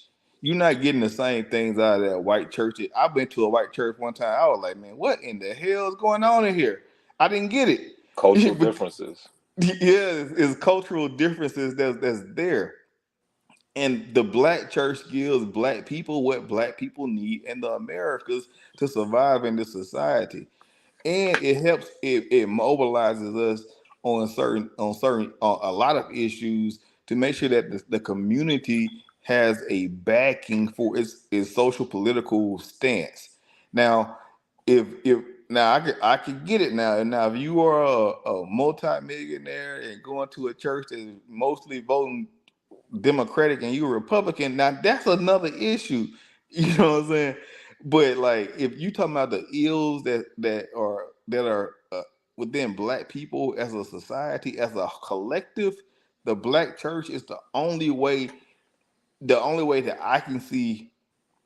Let me take that back. Not the only way. That and the Nation of Islam, they did their thing too. Yeah. You know what I'm saying? But these are the ways that we have to mobilize our own independent communities. And when we disenfranchise ourselves from these particular spots, it makes whatever y'all trying to do or whatever we trying to do a whole lot more difficult, because now we're trying to create an infrastructure again that's already been created. Why would you recreate the wheel when they got a wheel? You know what I'm saying? Just put some Michelin, put some rims, put some DMG from St. Louis, man. Throw some dubs on that mug, man. Throw some sixes on there, man. You know how to make the rims, man. Just throw some sixes on there, bro. Put some Pirellis on No the doubt. tires, bro, and roll them on out. Hey, and if I may, I think both of y'all make good points, and so I would ask both of y'all this: what's the where do you see this going? Is it a positive thing that the church is losing members? And if it's not a positive thing, why is it negative? Or is it somewhere in the middle of that? What's y'all opinion on that particular aspect of it? If it is true, with all of the virtues that I think me and Kayel can both point out from a historical standpoint and beyond that of the Black church, why are they losing members? Is it a positive thing? Is it a negative thing? You know, how do we break that down? And what's the end game? I think that the loss of membership in the church is going to cause the church to be more understanding of the reason why they're losing members, right? And so, like, we're in the age of social media and the internet, and people have access to understanding different things. And what I think this is what I personally believe. This is because when I study history and study like African traditions and just traditions across the world, traditions are not, or they somebody just don't sit in their room and make a tradition, right? The tradition is made to unify people. If what I'm saying makes sense, it makes sense in my mind. I'm trying to articulate this shit right? And so, like, these things are being made or have been made because it was done to bring together groups of people who may or may not have had similar backgrounds, may or may not have had similar wantings for their future. And the breakaway from the Christian church and the Black Christian church, because the Christians, there's a lot of goddamn white Christians out there that still stuck there in a spot because they are happy. They are getting everything they want from that church. But a lot of us are breaking away from the Christian church because we're being more aware of the ATRs. We're being more aware of the voting responsibilities of these church organizations. And so what it's going to force the church to do is become more aware of its constituents and reform its doctrine to be more effective for its people. Now, I don't think it's the bad thing, because like if you look at a person named Pastor Mike from Birmingham, Alabama, he got a church called The Rock. What Pastor Mike has done, well, Mikey Jr., excuse me, not Pastor Mike. Mike's his dad, but he got his own church called The Rock.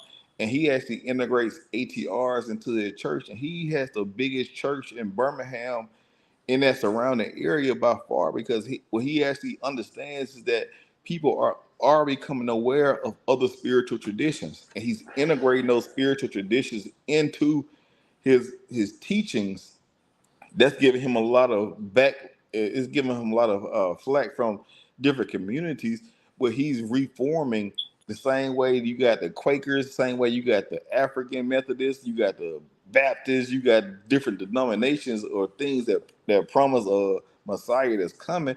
He can refine this to make it something that's effective for people in the future. And I hope I'm not being too long-winded, but I'm saying that it's gonna cause the church to revamp itself and become a better version or more current version of its current self by teaching the same information but teaching it differently. That's what. Hey, I might slightly alter that, but I don't think we disagree too much on that, because I think it's definitely a disconnect, and it's not even with the younger generation. It's a broad spectrum of people who coming to a particular conclusion. So something have to be updated or modified in a sense, without compromising, if that's possible. So yeah, DMG, think about Ifa, right? I think you know a little bit about Ifa. Well, I think I would say more than the average person would know, because I be spreading it in the back chat, right? Right. But we don't practice. Well, let me phrase it. The original religion we call Isheshe. In America, we practice Santeria. You know what I'm saying? We practice Ifa. We practice what's this shit they're doing? Damn, I forgot the name of it, but they practice something different in South America. But they adapted their belief system. They maintain those same core values, and they adopted the things that are around them to make it effective. And I think that if the Christian church can do that, because the infrastructure for power is already there, the networking ability is already there. You see what I'm saying? And I think that will be very, very powerful if we can somehow integrate those things into the Christian church, because belief will take you anywhere. I believe that I could run faster than somebody else, and guess what I did? I ran faster than them, and I won a track meet. I believe that I could, lock down this receiver who's a D1 prospect, and I did it because I believed I could. And that belief is very, very powerful. When you believe something, it encourages and it enhances the natural ability that a person has. So when a person has something to believe in, and I'm not saying that I personally have a belief or a religious stance, but when a person does, oh my God, it's so powerful, bro. It's so powerful. And if we can all have a collective belief, like my belief is in us as a people. And if the Christian church could teach the belief in us as a people for unity and teach those things that would bring people, because I hear a lot of Pan-Africanist talk, but none of their things are about action. But in certain churches, they teach you action. And I'm not even opposed to those churches. What those churches called? The ones that be that teach like they teach like getting money and stuff, right? You know what I'm saying? Scientology, prosperity. or prosperity. Yeah, the prosperity. That's the best gospel that you can teach black people that have been oppressed. Like, why would you not want to teach that? Oh man. I mean, Reverend Ike said it's the power of the mind. That's what he taught you. Look, I gotta go because I got another joint I gotta do with them boys, with them brothers from Naga. And so y'all come back and check that out. They're gonna be responding to what the Dream Team did last night. So we got that big 3-on-3 debate coming up on May 11th at 7 p.m. Central Time. We might be doing that over on the Real Lions Den channel, so we can get a few more eyes on it for those following that situation. So y'all come on back. Andre, take us home. If you got anything going on over on the channel, let everybody know about it. Let me make some love music. Immediately after this service, I will be serving chicken dinners around the corner from DMG's house. Extra hot sauce, fried hard. Nah, hold on. Nah, nothing, man. Nah, man. I'm just getting back into the fray of things, man. So I'm just I just came to say what's up to you.